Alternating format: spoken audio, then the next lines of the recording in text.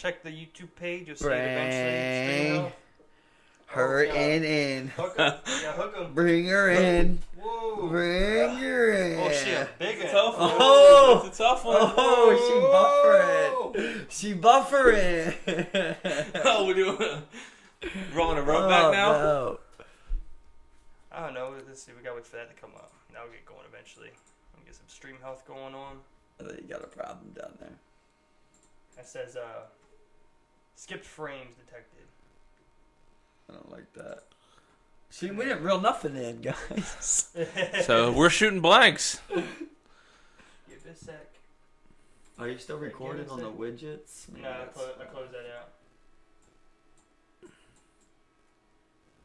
Looking good. Stream. Let me look at the YouTube thing, see what that's going on. Because that could just be a glitch, you know what I'm saying? Yeah, we just mine's jackasses. Yeah, it says we're live right now. Yeah. I don't like the way it looks. One fucking. Yeah, it's No, still we're on. showing you, We're Gary. live. Yeah. We're live. It's still showing you, Gary, and him as the thumbnail. It sounds like everybody. Don't tell me you got the same thumbnail again. It says it's you, Gary, and him. Changed it. Just showing one If shit, this dude. guy got said Gary thumbnail again on one See? more I podcast. literally changed it. Yeah, I mean, I don't know, but I literally changed He's it. made our profile pic. Literally, I did that. I put it in the Gary, our profile pic for our page. So So, tough. we're live, so I mean, it's working. Fuck it, we'll make it go. Everyone. Let's make it happen. We'll have to readapt. At least we got the picture. Yeah, definitely. We'll have to re-put that on there. YouTube, why do you... What's up with the Gary thing? Did he trigger some algorithm? Why the fuck's he popping up? That's goddamn Well, you saw me change the picture of every thumbnail single earlier, one. you know, I don't know. I technically never seen him hit a button for sure. We only see him take a pic, right? Yeah, That's all yeah. we really can vouch for. He might have never actually changed it, and it just went default Gary Well, how much again. does my word mean to y'all? Not much. Not much. Even after all these years of Carry on friendship, days. I've lost a lot of credibility. Nah. You're more of a liar. A lot of credibility. your credibility is about as high as Trump's right now. We got Well, if someone agrees, there we go. Rodney Six. For a Trump supporter, I was concerned for a second. I don't support either one of those people, to be Rodney honest. Six is in the building for the very first time. Thanks for coming on, Rod. What's happening, baby? We've been waiting a long time for that one. So, next election, who you voting for, though? I haven't really paid too much close attention to it, but because I vote independent, so it's hard for me to try to vote when the primaries happen. But I've actually been paying a lot of attention to that senator out of New York, that lady, the blonde hair. Elizabeth Warren? Yeah, Who it is? yeah. Was she from New York? I think she's from New York. Oh, I'm sure. That bitch said she was Native American. Oh, Yeah. I don't remember hearing nothing She's about got that. picograms But I was of Native American in her. Well, not only that, but she's done that her whole life. Yeah, So she's got to like get to that point. scholarships for being Credibility, Native yeah. American Yeah. and whatnot, and she's a a little- little to that. So I mean, honestly, and believe it or not, I seen a rumor. This was probably 6 to 8 months ago that Dwayne Johnson was potentially running for president in 2020. So he'd already have my vote just for the sake of being The Rock. But fuck it, if you could lay the smack down in the ring, you lay the smack down on Congress. Scorpion King, come on now. Yeah, he's got plenty of credentials. A country as powerful as America should have someone that looks powerful at the helm. Yeah, not It should somebody be a who looks credential, like right? You should have to have a certain amount of body.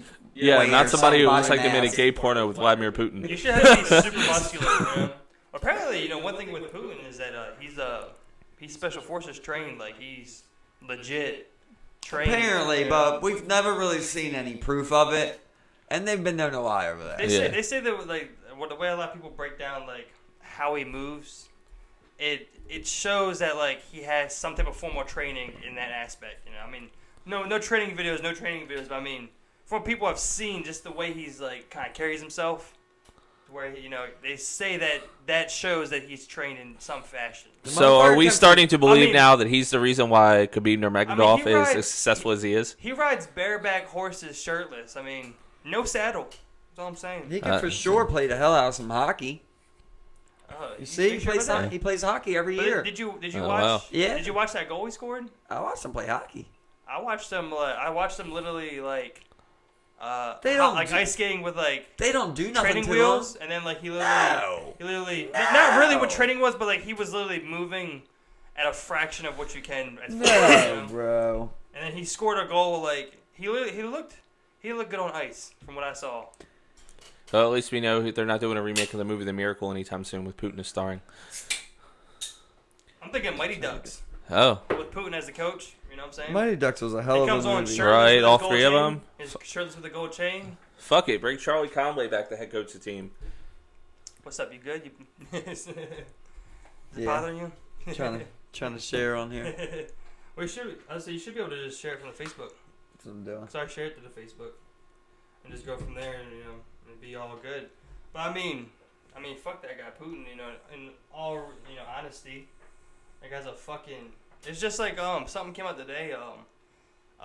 Just as I think like 22 other countries signed on condemning China's concentration camps involving the Urdu Muslim population. Like 30 other countries came on and were like, no, they're doing a fine job. Countries like Syria, North Korea, Myanmar, Russia. It was like no one to sit there and make you doubt that they're doing anything but some bad shit over there.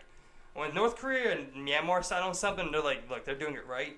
That just gives me more fucking questions. Like what? Like come on now, you chose like the wrong people. I mean, North Korea's gonna never say no to China on anything, though. They don't.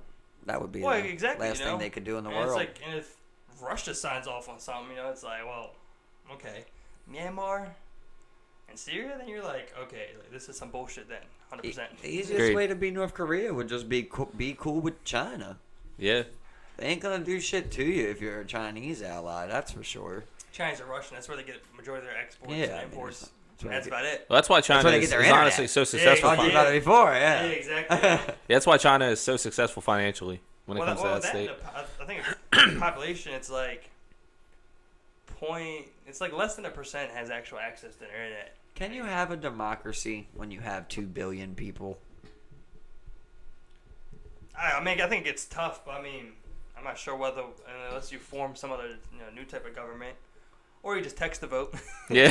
Look, that's how we vote for president. Text 999. Or at least give it votes 1 through 5. 800 million ballots. Let's be real. I'm 2 not. billion people aren't gonna go vote, but let's be real. 800 million ballots.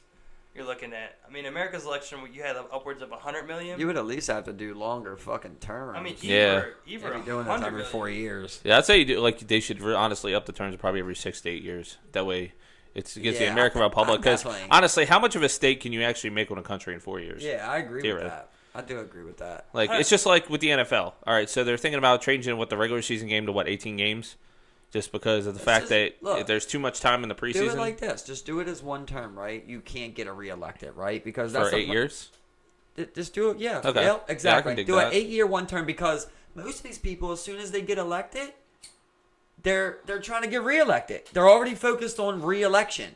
Yeah, by the second or third year, they're back on their re-election campaign rather than actually working. Come on. Like Donald Trump, they're now, Donald Trump officially kicked off his re-election campaign. You don't get vote until next year. Even without all that, though, right? Like, if you get on, you're running again in 4 years, you're trying to do everything right to get people to vote for you. You don't want to do nothing wrong. Where if you just gave them the 8 years up front and said, there's no more coming, all you can do is lose it. All right, so you know what I mean? All you can do is lose your time, but you can get impeached. That's the only way. I feel like people would be way more focused on the actual job. Yeah, so speaking of that, so say, for example, before they passed that where George Washington was our president for 16 straight terms or some shit. So, Congress had to pass that law where you couldn't do more than 2 terms. It wasn't what if you had George Washington. I had the same argument with Steve and Chad. So what was Lincoln president? FDR.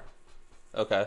Yeah, I believe it's FDR. Because he got elected to a 3rd term. Yeah, and then that's when they made the rule. Okay, so... But George Washington is the one that said that no president should have more than 2 terms. He suggested it, but it wasn't... It's been, within... It was in law after Roosevelt. And, Roosevelt was about to go for that 12, dog. Well, that and the people wanted. Most people only ran for 2 because that was the agreed upon thing. Was hey, only 2, but it wasn't law though. When you got a fucking 90% approval rating. Yeah. All right. So what would you do? Say for example, you have a kick-ass term where you're in for 8 years. There should be some type of law. For example, say Joe Schmo, a senator from Texas, comes in, gets elected president, it's the most popular president in history, and after his 8 years, people are flagging Congress to have him for a re-election. What are you asking? Say, as the American people, we don't re-vote to have this guy reelected again past his first term if he was the best president in history?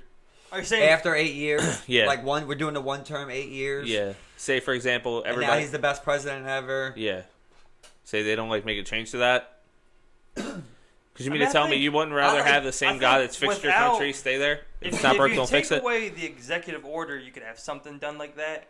But I think with, the new age of, executive orders being written left and right, 8 years with that. I mean, you'd have to do something away with that. With the executive order power. Yeah, for exactly. real. To where, Yeah. there's more of a check and balance between, Congress and, president and whatnot. Well, that's another thing that kind of like is the George Washington thing where, like, it was an unwritten rule that you don't do that many executive powers and you don't overstep Exactly. the president's rights. Yeah. And then somewhere in that line of Bush, Obama, Trump, it just became an epidemic of whatever you want done, just write a fucking... Bill for That's it. my favorite thing just is, write like, fucking, you'll bring up... This is what I love. Like, you'll bring up anything Trump has done. Like, you'll be like, oh, Trump writes a lot of executive orders. And then the very next thing, or the very next thing out of someone's mouth is usually, oh, what about Obama's executive order use? And then it's like, well, that's a little iffy. I don't know about that one. I mean, it's like, how do you immediately jump to the president that's no longer the president before you actually start talking about what the actual president's doing? You immediately jump to, and then you don't even go to Bush or anybody. You just immediately go to Obama. It's like, why is that your cop-out to have any real conversation of, what's happening now? Even though he did do a lot of them. Exactly, yeah. Oh, yeah, 100%, And another thing people don't understand is, like, me as a millennial, me as a younger person, let's see, Obama's last term, I was probably, 21, 22? Something like that? Something like that, yeah. But we didn't vote for him. Well, that... I think the second time around I was old enough to vote, and I did vote for Obama. I don't know. The second time? I don't remember. I think I was old enough the second time around. Yeah, because he was going against Romney. I remember I voted for Obama against Romney. I got you. But yeah, I mean, let's say I was still in high school. I could give a fuck less who the president was. You know what I'm saying? Being 16, 17, like, of course I'm not critiquing Obama because I'm 17. I don't give a fuck. You know what I'm saying? Yeah, I mean, and you also don't really understand it as much neither.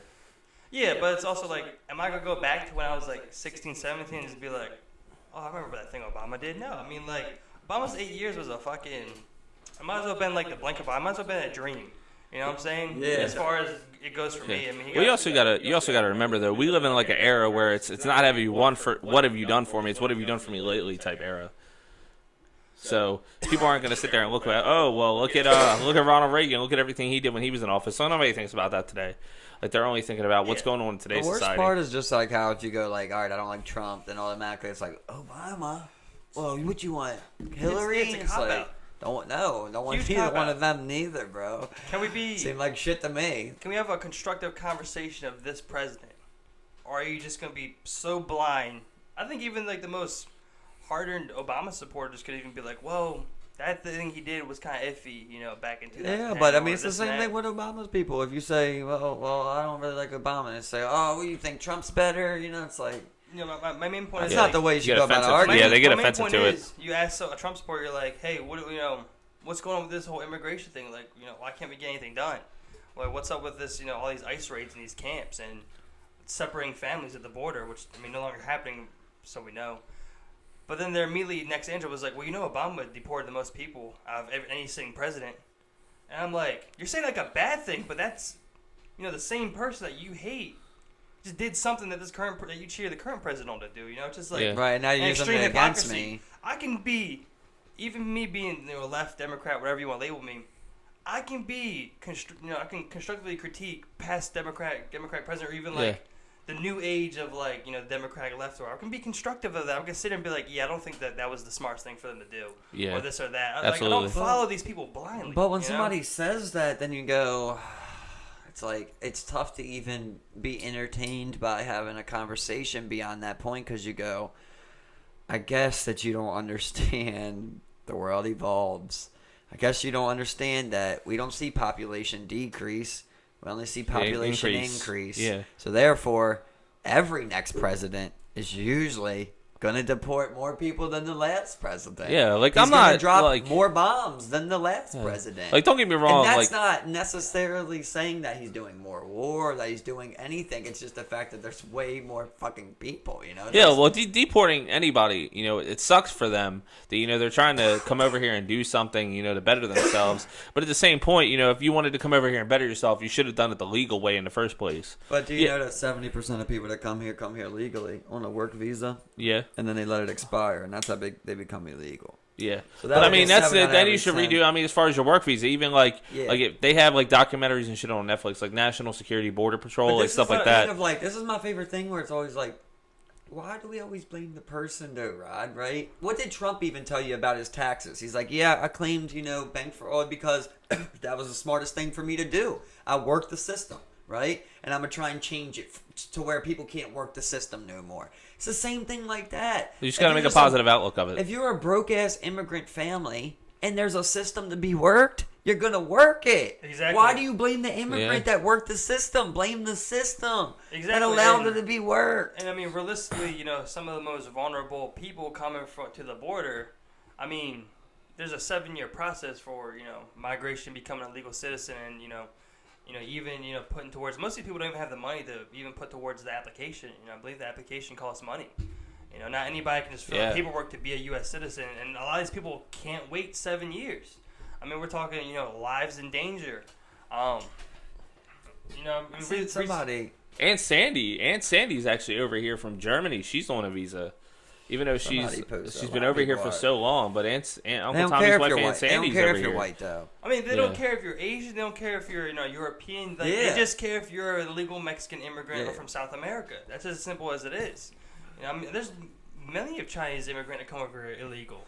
You know, I mean, no one wants to talk about them. Everyone will look at 400,000 illegal immigrants enter the country, but they won't ever even give you a breakdown of what immigrant they actually were. Like, or where they entered, or was it the ports? Was it from and then Mexico? You just assume. Was it from Canada? I mean, you think Canadians are gonna come here like legally? It's already built into your mind. Oh, like all 400,000 of those were Spanish. From Hispanic. Yeah, it is built into your mind.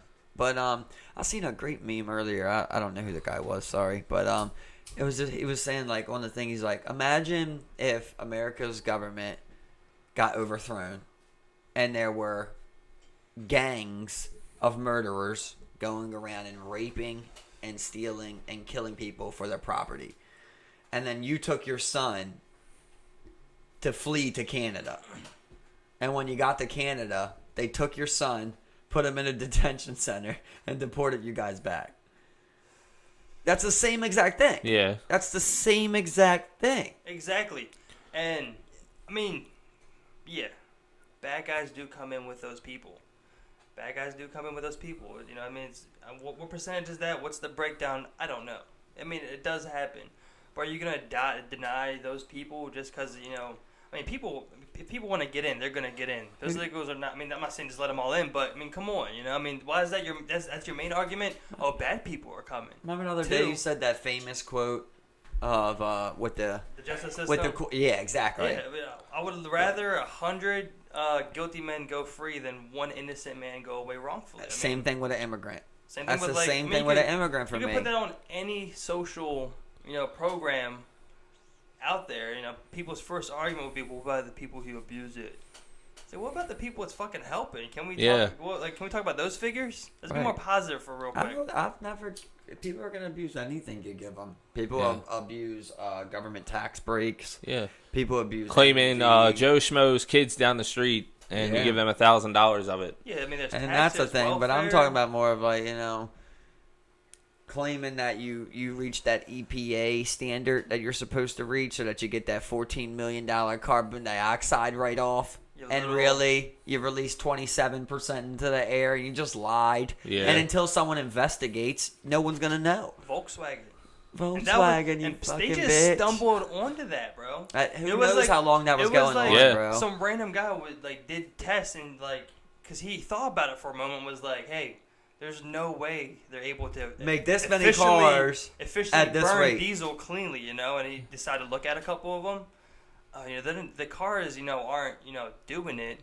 They just invented a device to cheat and pass the fucking emissions test. I mean, like. And I mean, good for them. I mean, they were smart enough to beat the system. Yeah, it sucks for us, but they were smart enough to beat it. The American market, because Volkswagen, a lot of their cars are based off. Yeah. I mean, because they have different regulations over in Europe. They're stricter here, I believe. Outside of California, every other state has the same emission standard in the U.S. California is the only state that doesn't have a different standard. Oh, they have a higher. Because of their the air quality. Especially Like seriously, if you the pop underneath population. any hood, it will tell you your the U.S. and then California emissions. I believe they and what also it's supposed to have be at. rolling blackouts during the summertime. Yeah. Air conditioning. So it's like when all people are running their air conditioner and it's all spiking at the same time, they can overload the system. Yeah, well, I mean, like Joe said a couple of times on there, it's like they basically built the biggest city, I don't know in the world, but biggest city in America in a desert. Yeah. It's basically what they did. Yeah. On mountains and desert. Yeah, mountainous desert, pretty much. So about California? Yeah. Yeah. It's pretty much what it is. They're not Well, supposed and they to built have- it literally on top of the freaking one of the largest volcanoes. It's hard to get resources there. It's also like Florida. Like you built on pretty much one big ass sinkhole. Yeah. That's what you built on. Goes That down has below sea tornadoes- level. That has tornadoes rip it. Yeah, in like the Midwest and shit. Like Yeah, seriously, like think about this. How do you have more tornadoes in the center of the U.S. than you do anywhere else? What makes the weather differently out there to make those things happen than it does think in it's say the Maryland? dryness. well, I think it's like perfect because like so in between our surrounding oceans, on the East Coast, you generally have a cooler climate than on the West Coast, which has a hotter climate because of the way the Earth's shaped. It's close to the equator. And then the cold air from the Arctic coming out of Canada and the Coming up warm air north, yeah. from right there out of the Caribbean, it just meets right there in the middle in that Midwest. I mean, that's where a lot of the a lot of those jet streams meet up. So they have those forces there to make it. Yeah, it's weird to say that you're blessed to be more worried about a human than nature. Yeah. You know, like before it's like Oh, you fuck. really ain't got that much time to fight each other. Well, You know, you're kind of focused on finding food, making sure you don't die out here. Well, you might want to. And now it's kind of like you're more worried about somebody shooting you than anything. Yeah, especially in our city. That, though. You might be able to be like, look, here's my wallet, here's my keys, here's my phone. Oh, okay. And it doesn't kill you. Where tornado is like, I don't give a fuck what you got. I'm taking your if shit. I'm coming towards you, well, it is what it is, man. And this is the thing that they look at. Like this is a story. Like I was literally getting gas on my way here, and I had some dude roll up in a busted ass Mercedes, and the thing was knocking like crazy. Wanted to sell me a brand new MacBook sealed for $60. Oh yeah. Questions immediately pop up. How could you pass up that deal? Immediately pop up. Yeah. First question is, how do you pass up that deal? Second question is, I mean, like, are you just too broke you can't afford a $6 MacBook Slim Pro? No, that's Fresh out the box. I'll tell you what that is. It's the same setup I watched before. On fuck off, Rod. It's that same thing I've watched before. Working a Saturday at my job one day in a McDonald's drive-thru, and a guy pulls up in the drive-thru. Right. I got a brand new laptop. It hasn't been opened at all. You know what I mean? You can check it out. Yeah. We're all like, no. This one guy's like, let me see it. It did look perfectly fine, bro. It looked like a real shit. Like, It was perfect. It had bubble wrap. Like, the case was right. Everything was right. Yeah. He buys it for fucking $300. Come to find out, it didn't have any components on the inside of it. It's a hollow laptop. I know what I'm saying. It's like, no, thank you. Because people do it all day, and then some people even gut them and put weight in them. You know, they just put a little 5-pounder in there, slim it, grind it down a little bit, give it a little bit of weight, and then you knock on it, you feel it a little bit, and you're like, huh, okay. I mean, that's why it's tough. You know, it's like it's tough to trust people. Yeah, it's like weird how like everybody kind of agrees on intellectual property and shit, and then you got China is just like, no, we make Gucci too. No, we make Balenciaga or done. Whenever it's like just go in those malls with just like all fucking knockoff shit. Like that's crazy, and they're just like, that's what we're doing, and it works. They just keep getting money from it. Well, because I mean, it's like you follow that, you know, that copyright in USA. It got denied in China. Yeah. Well, you know, hey, we'll go rock off the Louis brand a little bit, and it's like, well, can you sue China? I mean, can you sue a country to say like "fuck you"? We don't gotta answer you. Like, yeah, pretty it's much. just You know? like whatever. You know? No, usually You're people just go along with it. You're not gonna sue this dude in our alleyway selling, Rolexes. Boop, boop. We got extra that. What are we talking about, bro? Get out of here. It's weird how they allow that. Yeah. We're definitely weird. I mean, it's like when, because I mean, like for the longest time, you didn't have, one of those brands out of China that were just like, oh, that brand in America, like until like Huawei and like Alibaba even, I mean, like I don't think Alibaba's available here, but you've heard of it. Yeah. It's like the Amazon of China, I That's what believe. they call it. That's what Yeah. they. But he also owns many things. Mhm. Like he owns part of the energy there. So when you're a country and you're struggling so hard to enter the international market, I mean, what else do you do? You grind. If you can't get in Lie. there, we just go, ride off your coattails and make some fucking money. Yeah, Make bank. How about that video I sent you of fucking that girl Aspen Ladd?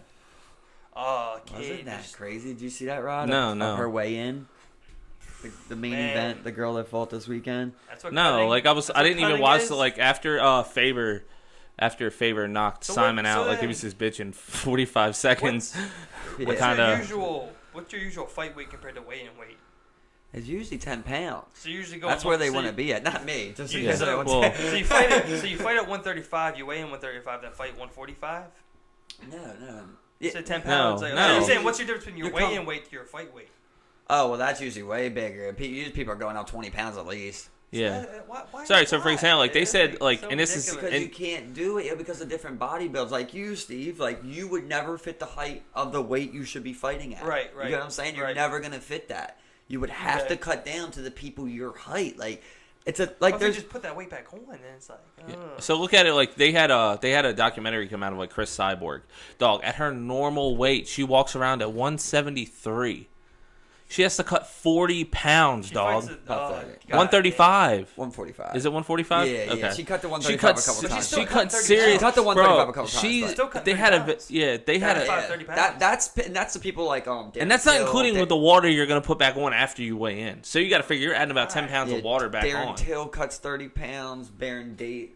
That guy. John Jones, I think, that only guy cuts like Brandon- 20 pounds, the guy 25 Brandon Davis pounds. cuts like 40 Not pounds. healthy. It's not. It's never healthy. no, You're it's- dehydrating your body. It's But like, scientifically proven that takes years off your body. it Your- fucks your you up. Like, organs- look at your one organs are FC gonna though. fail. Like one FC, one like I FC. said, we They don't watched do it. that over there. Like they don't do. Like that type of weight cutting watched over it in one. struggle Yeah, so the to spot. get to that damn scale. So basically, what he's talking about is like that Asian one. They're like super huge. Yeah, in one Asia. FC, You the one wouldn't badass believe how friend. big How they do are. you even get fight ready? So listen. Like, Demetrius it's Listen to Johnson what you're fights, I thinking, think, like a right? weight Listen to class what or you're- two. Listen to what you're thinking, right? So I'm gonna explain exactly how you're thinking on that. So one FC in Asia, they're like the UFC of Asia. Right. They do. And they got some killers over They there. do a dog. hydration, clause basically. Not a hydration clause, but a hydration test of like you can't have below a certain amount of water in your body. Right. You basically can't cut more than 10 pounds. Is what it is. So Like, you're you more can't. restrictive in the weight class. Exactly, and the next day you have to weigh in at a certain amount. You pretty Okay. much are fighting at your walking around weight, like you're saying, Right. right? So that guy Sage Northcutt, you know him, Yeah, he was right? in UFC. Yeah. He fought in the UFC plenty of times. He won some fights in the UFC, Okay. amazingly. He fought at 155. Yeah, And he was. he fought at 155, then he fought at 170. He goes over there. There's no hydration. You know what I mean? There's a hydration in there. He had to fight at 185. He got his face broken in 8 different spots. He's fighting a grown man, a real 185er. And like, Yeah, well, look at who else is over there besides Demetrius Johnson? Eddie Alvarez. Eddie Alvarez went over there and got knocked down in a minute and a You half. have a problem with it in wrestling too. Well, the same thing. What in I'm wrestling. saying is that like you could technically fix the system in a way not like Yeah. where people don't have to do that. I mean, you could figure it out. You want to Sure. do definitely You more know? weight divisions. I mean, like I get it. Yeah, The definitely. UFC doesn't Yeah. want to be more restrictive. There should be a right weight now. division. I'd say like every 10 pounds. Nah, I wouldn't. I would go like 15 or 20. Because you got to figure, you go from 155 to 175 and then I'm 185. just gonna cut again, then, bro. Yeah. I mean, then Listen, like I said, let's say you weigh 200 pounds right now, right? Okay. And let's say you weigh 205, and I tell you, you don't gotta cut nothing, and go fight John Jones, or you cut 15 pounds, 20 pounds, and you can go fight Israel. Israel Adesanya. You're And going to take Israel, dog. Yeah. You're not going to fight John Jones and Thiago Santos's. You're just not doing it. So unless you create it to where you go, we're going to put it to where you can have less water in your body, but we're also giving you a division to fight in. Because that stage is healthier, right? it's And healthier. basically you're saying he fights at 170, but he can't go to 185.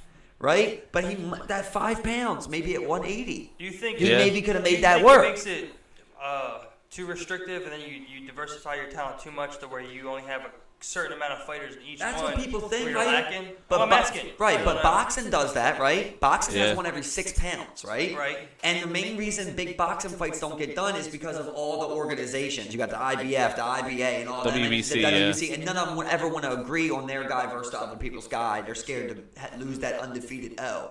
It's not like that in the UFC. It's Dana White, it's Sean Shelby. They make the fights. It's either you agree or you don't fight. Pretty much, unless you're a champ and you can start then negotiating who you want and shit. So why do you think they don't do it then? Why do you think they do it to something to that fashion? The thing that I was thinking about is like, number one, he might think that he has to slowly grind into it. Yeah. You know what I mean? Do they have plans for something like that? I mean, do they Because have, like did they announce 120, anything? he denied it. He said no. Well, you said But, like, George St. Pierre has fought like 4 different weight classes over his career. Not 4. That'd be too many. You could do that in boxing. He's fought in 4 weight boxing- classes. In boxing, you got 7 or 8. Like Pacquiao's like a 7-weight champ. You know what I mean? That's never. So gonna that's happen. not hard to gain 6 pounds. 6 pounds. And lose 6 pounds. Yeah. That's what I'm saying. You can do it in boxing, but like in UFC, you wouldn't be doing it like No. that. Like me right now, I would have to You go would in and probably fight. I would have to do- go and fight Daniel Cormier at my weight right now if And I went usually You in. wouldn't be able to At go my up standing like that. weight. You could probably go down, but like you couldn't go up like that. You The know? one thing that I learned is that you can't go up like that. Hey. It really is different, bro. And I learned So- that from Holloway Poirier, where I really do believe, like, I know Max Holloway got his shit Dustin beat in. can fucking hit, man. But I think that Max is like the best. I think he's the best guy in the UFC at like distance management and like So really besides John Jones, Yeah. of course, on anything. But like Max is like so great Right. at distance judgment, right? he showed It that meant- against Ortega. He showed that against It Ortega. meant, yeah, and Jose Aldo. Yeah. It meant this much versus Dustin because this boy was a little ass, skinny ass 145er, and he tried to come up and fight a 155er that's been fighting there for years now, 2 or 3 years. Edgar's got gonna give him that trouble, different though. body on him. He ain't a Right. 145er no more. And when you watch that fight, you see what 10 pounds is, bro. It's the difference. It's so much more difference than you can imagine. When Holloway hit Poirier, his chin didn't move. When Poirier hit Holloway, his face bounced around, bro. It was a different kind of crack to it. Like, where you're like, you almost want to be like, Max, you're the man, but Poirier throw was the the heavy tail one. in here. Or the- Poirier's the heavy one. They Right. both used to fight Yeah. at 145. Poirier beat Holloway at 145. Holloway stayed at 145, became champ. Right. Poirier went up to 155. 155, Then yeah. they did a super fight at 155. Right. But that's Holloway's first fight at 155. So you don't carry around So that same you think- muscle you think and that's- shit, you think know? that's why When he you got go that up shot 10 against pounds, Khabib? You're Yeah. usually going to cut the same amount of weight or around the same amount of weight, and you're going to try and pick up body muscle so you can be with them bigger boys. Poirier's already been building that muscle. He's big for 155 now. So do you And you're coming seriously? here later. It's a little brother versus big brother type of thing. That's So- really what it is. So being as he just had that one fight at 155, okay, he knocked out. Who was it that he knocked? I think he knocked out Darren Till. Who? No, that's Uh, at 170. Poirier? No, Who- Poirier knocked out Eddie Alvarez. Yes. then Okay. So he knocks him out. Gets a fight against Khabib. Do you think he was the rightful one to fight Khabib? He was because you got it wrong. He knocked Eddie Alvarez out after he was fucking up the first time and got. So you mean to tell me Then that he- guys like Tony Ferguson, Bro. Anthony Pettis didn't deserve a fight against Khabib first? Then listen, they're sleeping on this one boy in that division, dog. This boy named Justin Gaethje, bro. And I'm telling you, he will fuck a lot of your boys up, dog. He is elite. Fucking Justin Gaethje's a top 3 fighter in that division. Poirier put that motherfucker down. That really said something to me, dog. I mean, I think Gaethje. When I think about Tony Ferguson, is my favorite fighter. When I think about the fight I don't want Tony to take, it's Justin Gaethje, bro. It's something about like that guy's ability to just take damage, hit hard as fuck, can wrestle his ass off. He's a different type of monster.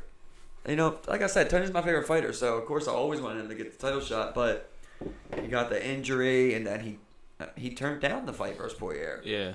Which I think he was stupid, for not taking. But I mean, if you're not comfortable enough getting in there, you don't think you're ready. I mean, don't take it. Well, he but thought he was look at ready. Cejudo. Like Cejudo's already talking about when he comes back, he's talking about defending both weight classes and then going up a weight class, another weight class to take a belt. Yeah, but Like he's not gonna be able to do that. He's not gonna be able to go up to 155 and fucking take that belt. 145. He had to fight Max. That'll never happen. One thing we established is that you can't do that. You just can't do that. I mean, You can go up a little bit, but you Well, can't that's right. make He a is big jump. flyweight and bantamweight. yeah. Well, I mean, like you're striking, you're kicking, you're also wrestling. I mean, it's definitely different than like. That's weight the problem that classes, Dillashaw had with him. Is boxing Dillashaw and, was too fucking small to fight with Cejudo. Cejudo fucked his shit up. Whoever was in Tony's corner when he turned down that fight, they were trying to do the right thing. He fired those people. He's with a different agency now. They were trying to do the right thing because they were saying, you're already the champ. You came back, you fucked Pettis up. Now you should really get to be champ again. And now they're saying, oh, we'll fight for an interim belt. He's like, I don't want to fight for another. I already had the interim belt. I never lost it. You took it from me from that injury. You didn't want to fight for another interim belt. But then you look back when he has to take the Donald Cerrone fight, he fucks Cerrone up. Yeah, Cerrone is a serious player now. Like he's taking his fight game more serious too. Yeah, but I mean, Tony just made So, a goofball. Who would he be fighting then? Who do you think, Ferguson or Cerrone? No, I'm talking about Ferguson. Who would he be Ferguson fighting? should be fighting the winner of Poirier Khabib. Gotcha. Yeah. The problem is Flat out. that's the first week of September. So now he's done waited since last month. So he'll be waiting 2.5 months before that fight, and then I think you should take a fight in between. Fuck it, and then say, for example, then you start stacking the card in December. Well, if what he's saying is true, it's like, why would he take that fight? He was offered the interim title fight. He was didn't want that, so yeah. why would you take a fight? Because in he was the middle already for the what you interim want? champ. Exactly, yes. They don't want to do that again. Yeah, and like I said, he took away from him for the injury. So why would he take, some middle in the road fight before you get that fight? It's not worth it. Which he already did twice now. He beat Exactly. up Pettis. He beat up Cerrone. Both of them. Were Yeah, but top didn't he 10 take guys. like almost a year's absence in between after Pettis? It was 5. No, he came back from Pettis after he tore his ACL and came back in 5 months. 5 months. So he's And only that's how fought. So what we're Pettis saying is he's finished Pettis. only 5 months fought on the once in the ACL, last year and a then made half. Pettis quit, and then 4 months later 5 knocked months. out Cerrone. That's that stem cell injection. You're injecting Yeah. babies into your legs at that moment. Bro, that guy is a psycho, yo. You're Yeah, getting- and it's one thing that the UFC is going to make a mistake on is the fact that they're going to skip over these guys, but you're going to bring in guys like Conor McGregor and come in. Oh, we're going to give you that rematch against Khabib. You're going to get your shit fucked up again. Really, you have respect. He's a legit psycho. That's what I would hate to hear is like You do not want to fight that dude. Like what he was saying. With And that's Conor, it's why like, I him would- being gone for like 2 years, why would, and then he just shouldn't comes in, even and rank him. comes in and gets a fight. It's Yeah. like, But I mean, it is bullshit. about money. But on that, I don't want to see Tony take another fight because, like I said, I know where it goes from here. Everyone else he's beat. He's beat everyone. It's going to go one spot. That's fucking Justin fucking Gaethje, bro. Well, so Dini, you're saying this, right? So you're saying this, right? So say, all right, he's already beaten Pettis. Pettis is on the card to fight Diaz next month. So you mean to tell me that you don't put Diaz and Ferguson in the same? If Diaz came up a weight class, Yeah, that's a division up there. Pettis went up to 170 with Diaz. did he? Okay, Yeah. okay.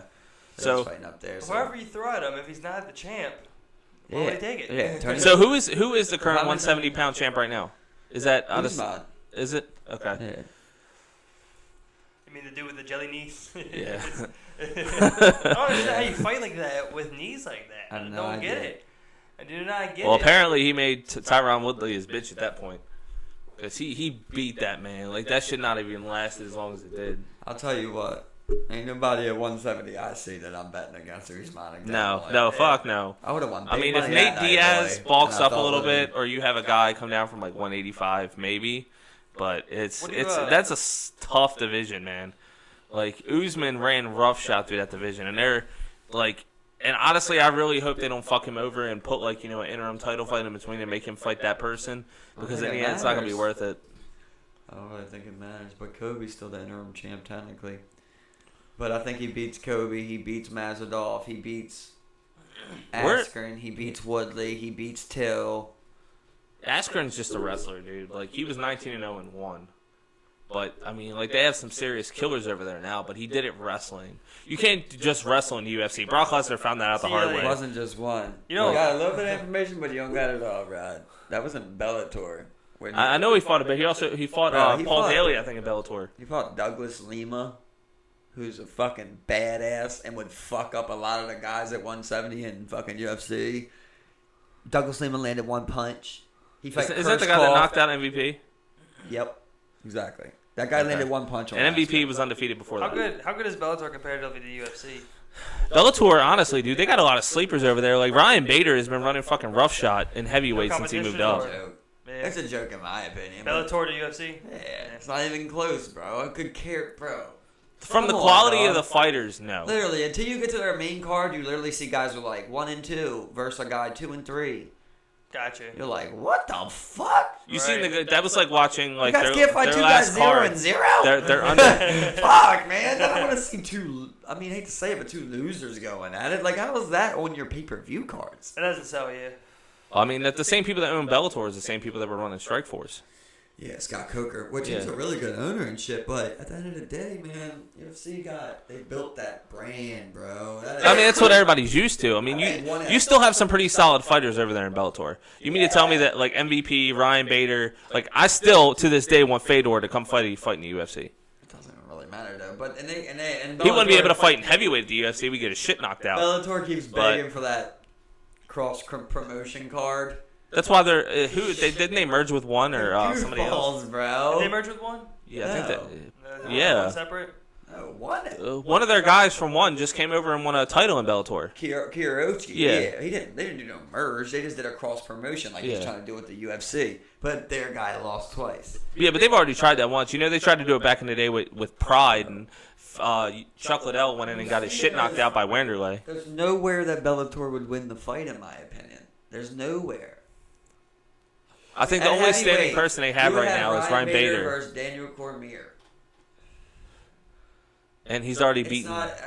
Cormier's already beaten Ryan Bader. He hasn't. They were supposed to fight. They never did. No, so it was John Jones that knocked him out? Because I swore he was fighting. Ryan Bader was fighting light heavyweight. But Ryan Bader's also their light heavyweight champ. So John Jones versus Ryan Bader. He loses again. Yeah, definitely. At middleweight, at 185? Who the fuck is their 185 champ? I know it's not Henderson. It's not Henderson. I don't know their 185 champ. Yeah. 175 though, you got Rory, who is my boy. I love Rory to death. He's not beating Usman. At 155, you got. I don't even know who else is there. Their 155 is Michael Chandler, who just got knocked out by their 145 champ, Pitbull. Yeah. That's what happened, bro. Yeah, their 155 champ knocked out the 145 champ's brother. Then he came and fought him at 155 and knocked him out, bro. And got like revenge for his bro. Those two dudes are nasty. Michael Chandler, I think he's on roids, but that other guy, Pitbull, he could definitely fight in the UFC. Now that's a guy that might be able to compete. That might be the first one where I would say yeah. So they definitely got people, just not enough, you know? Like they got like especially they come and step the UFC. They got 10 people. Like especially their women fighters, like that little Hawaiian girl that they love so much.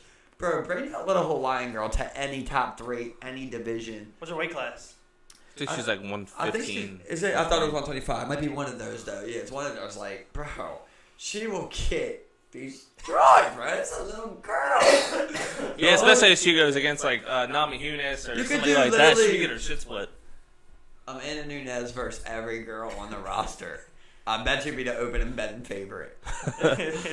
How many could she knock out? Amanda Nunes is a straight killer. Like, is that who you bet? That's the reason. That's the reason why Chris Cyborg does not want to take that rematch. A, because she's not gonna get paid enough. B, because she ain't gonna make the cut. And C, because she's gonna get her shit knocked out. Like, Amanda Nunes is a fucking killer. Was there another fight for her? Is there any other? Yeah, she's on the fight card in August or September. She fights this month. She's the co-main event this month on the Holloway Edgar fight in 2 weeks. Not this Saturday, next Saturday. Yeah, I think that's going to be a good fight. She's fighting a random Felicia Spencer. And that's the thing, is that I think that Cyborg wasn't scared to rematch it. She only had one.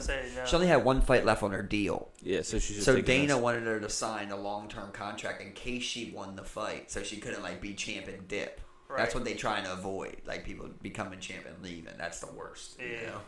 And she wouldn't sign a new deal, so then he didn't give her the rematch. He made her fight this random ass white girl who like should be the huge favorite over, and she'll knock you out. And then either she'll sign a deal and fight Nunes, or she'll go to another place. She's definitely not done fighting now. I think she's in her 30s. Well, I mean, you would try and keep her, right? Cyborg's in her 30s. You definitely want to try and keep her. Yeah, she's definitely a solid fighter. People right now for Nunes to knock out. She would have to. She would have All it to. is. She would have to go back down the ranks. She'd have to fight, Holly Holm again. She would have to fight Misha Tate. Like, she would have to do so much shit to even just get on a card. Misha Tate don't even fight no more. She's a ONE FC fucking chairman. Holly Holmes fucking Just got her shit knocked just out. got her shit knocked out. She's like 1-4 in her last 5. No, I don't think she. I think she won her last 2 fights prior to coming into that. No, she beat Megan Anderson, but she lost the girl that just knocked out Aspen Ladd, which is what we brought up in the beginning. D. Ramney, who, when you talk about like hardest women punchers in UFC or in MMA, it's like Nunes, Cyborg, this bitch, the Iron Lady they call her, D. Ramney, who knocked out that girl with the weight issues, Aspen Ladd. It took no time. It took 45 seconds. She faked the left, popped her right in the right, dropped her ass. They made the UFC a gold medal sport, Olympic sport. Seriously, Olympic man. sport. And you got Okay, we'll Bellator. be in the Olympics soon, but I don't know because you're not going to be properly compensated ever. It costs a lot of money for you to fight a dude to the knockout, Yeah. But I mean, they're already going you as know far what, as the man, Olympics you for get a gold. boxing and wrestling. You get $1 million from America. Oh yeah. I'm sure. I'm sure it'd be something like that. So you look at like they. I recently watched an interview. There's a women's boxing champion that just did an interview with TMZ that said she would not in a boxing match. She would knock out Amanda Nunes. Yeah, Clarissa Shields. Yeah. I've seen that. Yeah, she's a bad She's bitch. that gold medal boxer, isn't she? Yeah, she's a twice. bad Yeah. bitch. Last 2 Olympics, she's gold. She's a Serena of that shit. You Yeah. know? There's a couple good women boxers, but she said she wouldn't beat her in the UFC though. She said, Yeah, I wrestle." can't wrestle. But I don't know. Nunes is real sloppy. Speaking of Serena, tennis is an odd sport because they had that 15-year-old girl who made that Wimbledon run. And I think that's so odd. Like, this got this 15-year-old girl. She's going up against beat Grown-ass Venus women. Williams. Yeah, I'm just like, how is that a thing? Where it's like, yeah, 15-year-old making a run. It's like, I think it shows the progression of evolution. well, I mean, and then what I also thought about because you see 17-year-olds get picked up on soccer teams and stuff. So I guess it's not out of the box. Well, whatever, so. yeah, with that, but it's like it's a sport. There's a where you don't lot have of you're not gonna sports never do now, that in dog. Football, you can do that in shit where you don't have to have that body. Yeah. There's a lot of sports now that are doing that at a young age. Like the you can do that. Yankees just signed a 16-year-old outfielder from the Dominican You Republic can do something like that that, hits like the with, ball swimming. farther than everybody and their daddy at this Like, point. if it requires your body, then There's they're literally gonna- pitchers that are fat. And they're throwing 100 miles an There's hour. first basements that are fat. Prince Fielder was fat. Albert CeCe Pujols was Sabathia, fat. David CeCe Wells. Sabathia's fat. A-Rod was fat. David Wells. A-Rod was fat. Yeah, he did after he went on was He was on the steroids. thicker side. He was on the thicker He was side, skinny when he was with the Mariners, but once he went to the Rangers, he started bulking up a little bit, and then when he went to the Yankees, he got But fat I mean, and he's still steroided. going. Yeah, I mean, still you doing can his go back to thing. Babe Ruth, I mean, it's just, you don't have to be an extreme. Well, Michael Pierce thought he could come into camp weighing what he did, and you seen how fast that lasted. Yeah, I don't know what he was trying to do there. That was weird. Like, you couldn't just, I don't know, bro. It's hard because when you have addictions, right? Like, you have things you go, I shouldn't do that, and then you do it. Yeah. Right? Like, oh, I shouldn't eat this ice cream at 12:30. Yeah. Oh, fuck, fuck it. it, it's only- You know what I mean? So it's like that same exact thing where you go, like, how can you knock someone else? You get how someone can do that, you know? Yeah. You just keep doing it, and you procrastinate. Next thing you know, it's sneaking up on you. Then bam, you're there, and you fucked up. You fucked up. And in that moment, it's kind of hard to turn back. It's Yeah. kind You of don't hard want to to. break You're habit. like, look, I'm gonna try. I'm already fat. I'm gonna try and just do it. You know, they stopped him. He didn't stop. Yeah. So I mean, the guy at least tried to keep going, yeah, try, you know, try, keep yeah, getting yeah, it like going, that. Yeah. Rafael Palmeiro is still playing this day, bro. Like, he's still playing in the try to pros. make a comeback. Yeah, it's a minor leagues, yeah. There's a lot of them, bro. There's a lot of them still out there. I mean, it's one of those low impact. But why would you want to keep playing it like you're like 55 years old? You understand? You could hit you could hit a home run at like. But the thing is, everybody wants to, though. The fighter wants to fight at 55. The football player wants to be a football player at 55, Yeah. you know? It's just the fact of, can your body do it? You know what I mean? And- you and- love it. It's a game. In baseball, it's a game, unless know? you're a you pitcher, love it, bro. Like, you never went to work. You never did have a job. You didn't retire from nothing. You did what you loved. You always wanted to be a baseball player. You became a You were a baseball career player. baseball player. You loved it. You did great. Now it's like you didn't retire on a bad note. You got nothing left behind, but you just love ball. You're So you like, wanna fuck, keep going bro, back. I want to go. If I can do it, that's what I want to do. I don't want to even be on the beach right now, right? So what you're saying, I would rather- Dirk Nowitzki's going to come back out of retirement in 3 years? Is that what you're Dirk saying? wants to retire, but Dirk had to. He had, his knees. He barely got through the season in the beginning. Yeah. Pretty much just getting constant work done Well, I on mean, his that's knees. like the impacts. That's an impact sport, high impact sport, especially. I mean, like baseball, low impact. You're not jumping all the time unless you're a pitcher. Your joints are good. I mean, Yeah, and even then, you got one joint to worry about mainly. Yeah. It's your shoulder and your elbow. Yeah, exactly. Yeah, but like in basketball, like that's one that's not that physical, but it takes a lot out of your body. Yeah, I mean, Michael Jordan played into his 40s. Oh, dude. The Yeah, running. he didn't look good. Because I mean, you run. That was also a different You league run too. three- Like Yeah, nowadays, he you're couldn't like- play you now. run He would get his 35 shit miles. whipped. If you play a full, 45 minutes or so, you run, 35 miles the whole game. You do that 82 games for the fucking season. That's like yeah. That's but body torture, That's bro. what it is though, right? Yeah. That is what it is, right? But Yeah. I'm just thinking about like you start as a 5-year-old to be a basketball player. You go to high school, AAU, high school, college, NBA. And you're dunking in the high school if you're anything. And- LeBron you're James' dunking. son is jamming on people NBA, already. Olympics, playoffs, side games, pickup games, practices, everything, right? 7 days a week, How many 365 days a year, times you're have balling you out. jumped? Bro, you have jumped 1,000,000 times. Yeah. There's no way, right? Layup, jump, block, jump, anything, jump. Yeah. It's Rebound. It's constant. Rebound. And you're On running. your You're running. knees, Yeah. bro. You can't show a basketball player played 20 years and got Even good running knees. on There's a just- it's hardwood impossible. floor. No. A Running hardwood floor. running on the hardwood floor the whole time. Like that's like you gotta think the same thing about hockey players and Ice. their Yeah. their But Ice you skating, got to yeah. figure but hockey, you're having That's people playing until they're shit. almost 50. You dog. got calf your muscles. ankles you got and your muscles. calves just are hurting. But how are bro. you still playing at 50 years old? Like Well, they had a guy that just retired that You're was skating. 49. You're A lot of saying people do 25. that. You're saying That- 25 miles an hour and shit. Like It's just like with anything, though. If you can wrap it up, you usually can hide it. Yeah. You know what I mean? And in that thing, it's like True. Especially you to got play a that bad skates. you got a bad ankle. I had a bad ankle since I started playing this at 6 years old. Literally, you know what I mean? Like this is what you do. Tie that bitch up super fucking tight. Yeah. Stiffen it up. It'll Do what hold. you gotta do. Ice it afterwards. Yeah. Some black. Put some fucking ice on it. Yeah. So what are particularly we looking forward to most coming into the next NBA season in the NFL, dog? Like the NBA has changed so much over the last 2 weeks. Like, did you honestly think AD was going to LA? Kawhi was going. I like the Kinda seems like duos that wasn't versus going like trios Yeah. and.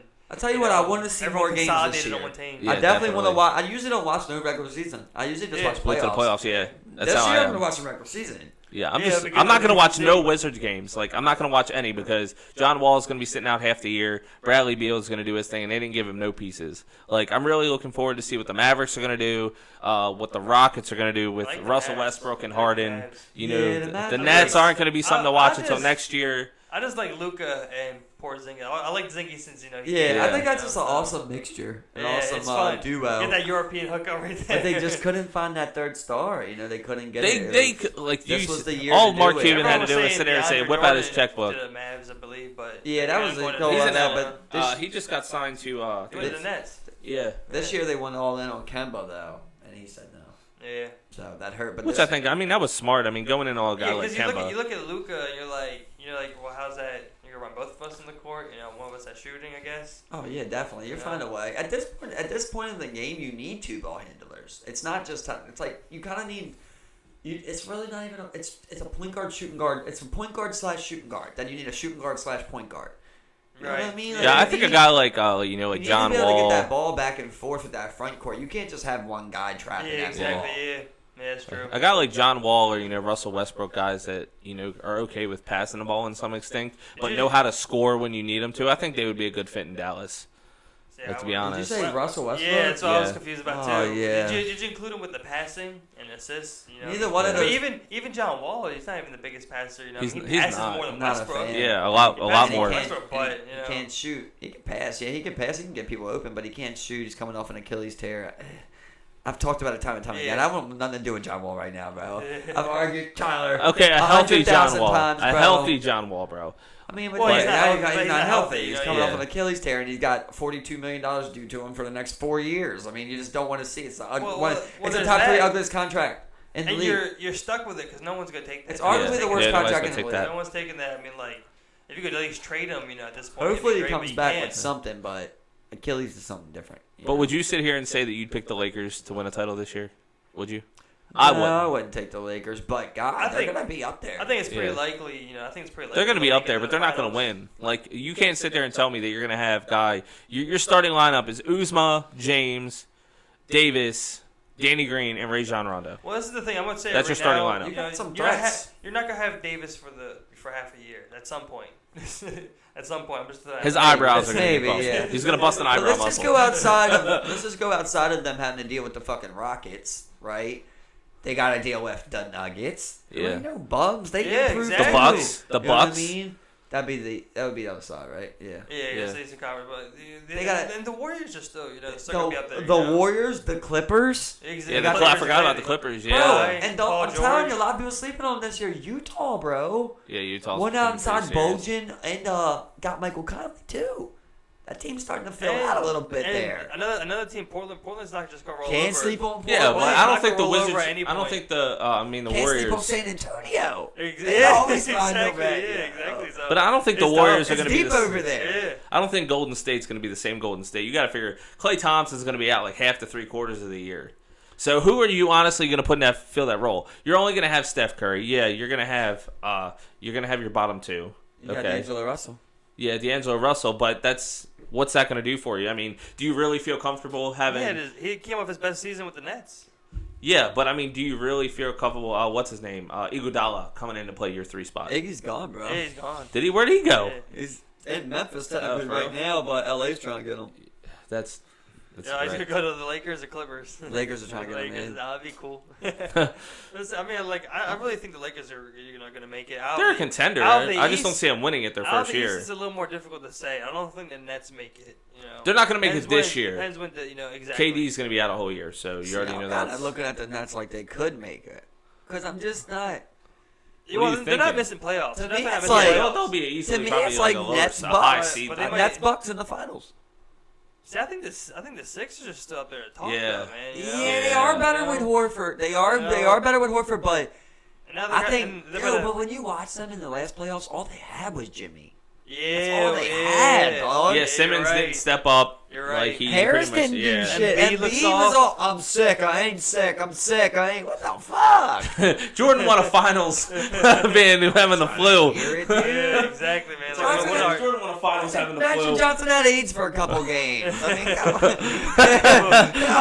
without medication, Yeah. there's no nothing. Fuck, bro. Easy E shot a whole rap album on AIDS. What are you talking about? Yeah, the full effect of AIDS at that point, But they could definitely be in discussion, but I think that just, first of all, I think the Nets were already a good team. Then you smack on Kyrie and KD. I think But they lost a big piece with D'Angelo, but you do fill in with Kyrie and Kevin That's a Durant. good trade-off. But when's Kevin Durant come in? When is he coming on the first season? Later, but playoff time. Maybe they might be looking a little weak. You never know. I you think know? they said like in November. Oh yeah, I mean, that's cool. This is getting quicker and quicker every year to repair these tears that usually take year. Yeah, but A year you play it safe, right? Exactly. push You it play back. it safe. You come back. Maybe you, I'm awful in You that see too. it. It You might have see been at the December. All Star break. You see where he's at. Yeah. You know? But Wait, seriously, you don't- if you you're don't think about him until after the All Star break. if you're Kevin Durant, okay, say for example, you don't take the player option. That player option was $31 million. $31 million. You're gonna go to New York, sit out an entire year. Are you still getting paid that money? Well, you talking about- you talking he about- signed a max, dog. Yeah, but are you still getting paid while you're recuperating? Yeah, he signed the max. Basketball is after. guaranteed money. Yeah, Yeah, he signed it. but Okay. regardless of anything, he signed that after he tore his Achilles. Yeah. After he tore his Achilles, he still had max offers on the table. Yeah, and the Golden State Warriors gave him the super max. And Yeah. They traded him.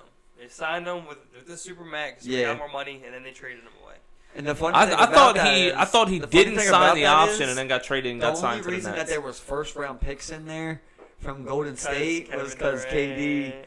thought it was demoralizing to be traded straight up for D'Lo.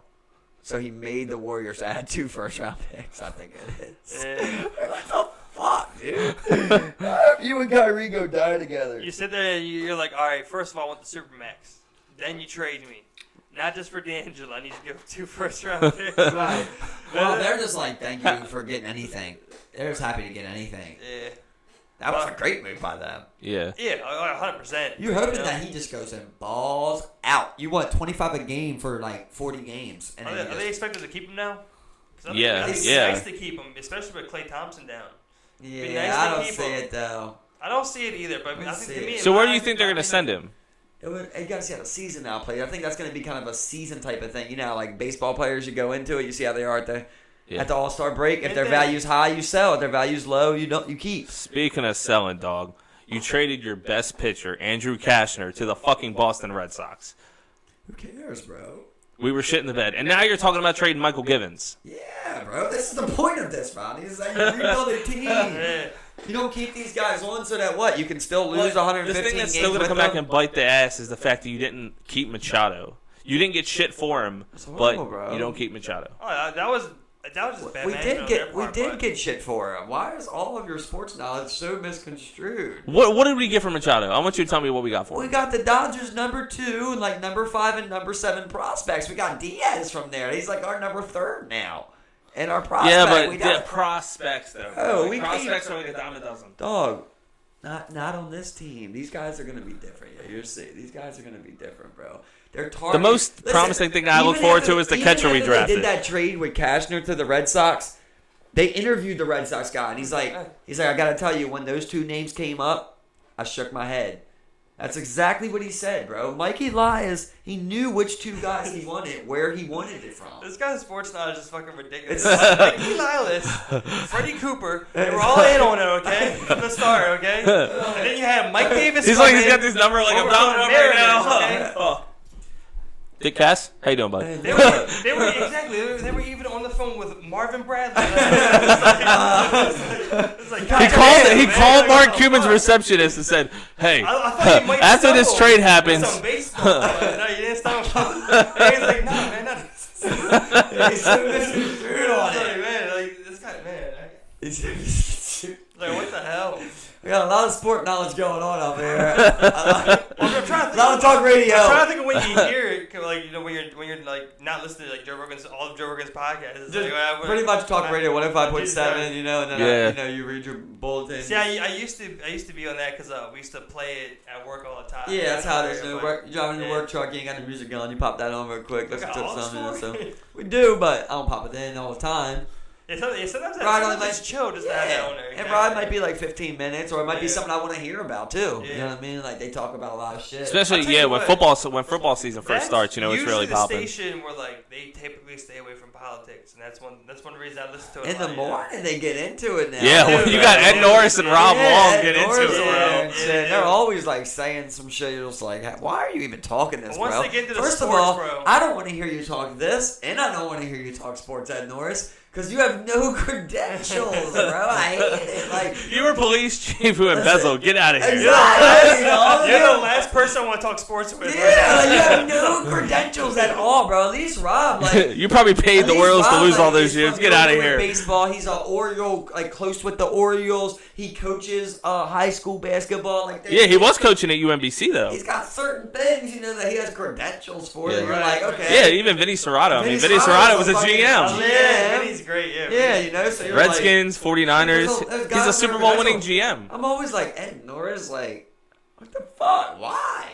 And when he talks, it's like, I don't know. Maybe at this point he does know his shit, right? Because you've been there so long. Maybe you do learn a few things. I don't think he's an idiot, but but you're like, bro, I don't want to hear about like if they're like, Ed Norris, I know you're a defensive guy. Do you think where do you think this defense is gonna rank this year? Like, how the fuck does Ed Norris now? You know what I mean? You ask fucking Tony Soprano. Now, if the question was anybody. The question was, how do we get away with embezzlement for a couple of years? You know, they don't want to talk to Ed Norris for a little bit. You know? Even outside the corruption, you can ask him some crime questions, some police questions, some city problems. But tactics, something, you know, with dealing with police. That's just like me going to Hulk Hogan right now. He's like the biggest Tampa Bay Rays fan on the planet. Going to him right now and say, hey, are the Rays going to win the World Series? Well, I don't know, brother. I got to tell you, Senator Tug, I was, having a chat with the GM, and then this is what happened. That's the funny thing about the Rays, right? Is that same thing. They traded their best guy, Chris Archer, last year for like these random dudes. And like 3 or 4 random dudes in like the other team, you know, it was like a joke amongst the MLB community of like, oh, they didn't even get none of their top guys. Yeah. And now they're And this fucking year, blood their going guys out. started going off, bro. And Chris Archer ain't doing shit. You know what I mean? It's Well, like- that's kind of how I feel like as a Ravens fan That's too. what I'm saying. Look at like this Cashner trade, bro. I Yeah. bet it ends up being like that, Yeah. bro. I bet Cashner ends up having an okay year, does nothing next year, and we get 2 young 17-year-old. Anytime you talk to 17-year-old Spanish guys, baseball. You're all in. Open the I'm here zipper. Take this guy. Yeah. Take this guy. I think they should trade everyone, bro. I Give wish us they could 20 trade more people. Unfortunately, like, you can't trade Trumbo because he ain't Right. showed nothing. But you Trade- got guys like, I Chris think Davis. Bundy. Bundy has been one of the biggest draft busts that we've had. You know what I always had the craziest idea Baseball's of? not my Maybe thing. it didn't work, right? But I always just thought the best idea to do was when we traded Manny Machado, just don't even ask for nothing. You just gotta take Chris Davis. You know Yeah, what I mean? just give it to Chris don't- Davis. Take it with you. You just gotta take his contract with you, dog. And you get who wants Manny? You gotta take Chris Davis. I just did that. And we had an extra 25 a year. We could have signed a stud, bro. Yeah. I Really definitely. good. I didn't think about Manny that, ended but up that being a actually is free very agent smart. anyway. Yeah. We could have fucking put an offer out there. All right, we ain't paying him 25 years, 25 plus 5, there's your 30. Bam. If that's really what you want Yeah. to do, or get a pitcher, which is what I love. I love going the pitching route, man. I think you can find hits. I really do. But I think pitching. And it's in the spots like you look at, you wouldn't think to look there is what you're gonna find. You're gonna find like the journeyman guys. Like believe it or not, like I actually looked this up because I'm a huge Braves fan. Greg Maddux, John Schmaltz, all those guys were people that fucking teams slept on. And look at it, 95, they won 14 straight division titles Bro. and won a World Series. Look at the one pitcher this year that went to, well, the one person on the Orioles that went to the All-Star team. John Means. John Means, the pitcher. And they bro. fucked Trey Mancini out Bro, of he that. was selected in, I believe, it's the 46th round. They didn't even have that round anymore in baseball. And literally, he turned his entire game around, and he credits Mikey Elias and them for coming in, analytics. He got his velocity up 3 miles, working hard on his shit, you know. I think they're going to turn a lot of guys like that, bro. I think this team's going to be... Well, that's how they did it in I got Houston. so much faith, dog. I'm telling you. For the Orioles? For the Orioles, bro. They did it perfectly, bro. I remember when John Harbaugh got hired, I was salty, yo. I've never been happier for a hire. And I thought the Orioles did. When we waited so long, I was like, oh, no, we're going to miss everyone. I think they hired the best 2 people they literally could have hired. So you got I love extra. it. What you're saying is I you got hope you extra guys- salty when Buck walked. They fired Duquette, and they traded everybody away. I think the best thing that you just mentioned that was Buck walking. I mean, The best thing ever was getting that guy Mikey Elias, bro. Yeah. Who was Oh, the that same I have no person. doubt. He already did this with the Astros. You Yeah. know what I mean? Now And they're they the won a best fucking World team. Series. And literally, they credit him, like, and he brought all of his people with all the analytic people and everything, you know? Like, this team, and the only thing I hope is that Hyde don't get fired for losing all these games over these years. Because it's going to take like 3 or 4 years. You know? Yeah. It's a young sport that you have to develop in. It's going to take like 3, 4, maybe 5. But But at least we're not fucking. Bro, I'm telling you, What's in it? 5 12 years straight tops, losing dog, seasons? I think that the Orioles are going to be good for 20 years. I swear, bro. I could see the Orioles in a 20-year span winning 5 championships. I really see that. I see that line. That's how I feel when it comes to the Ravens right now, to be honest. Because we got enough of the younger. They gave that guy Elias full power. You know, Right. that's in his contract, full power, man. And I wish they would have signed him for longer.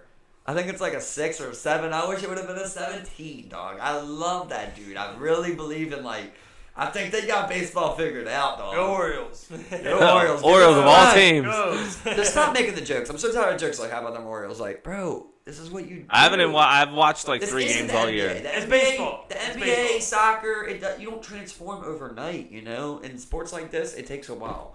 And you gotta wait. But when we get good, we're gonna be good, dude. I'm telling you, we're gonna be really fucking Yeah, but there was a lot of distrust, especially in Baltimore town at the time, because you got to figure the Ravens won a Super Bowl, and then the Orioles went to the postseason and almost won the ALCS against the Yankees to go to a World Series, and then we Heartbreaking. lose. When Delman Young hit that Double. triple, Oh, that my double, God. Yeah, it was a double down the left field line, bro.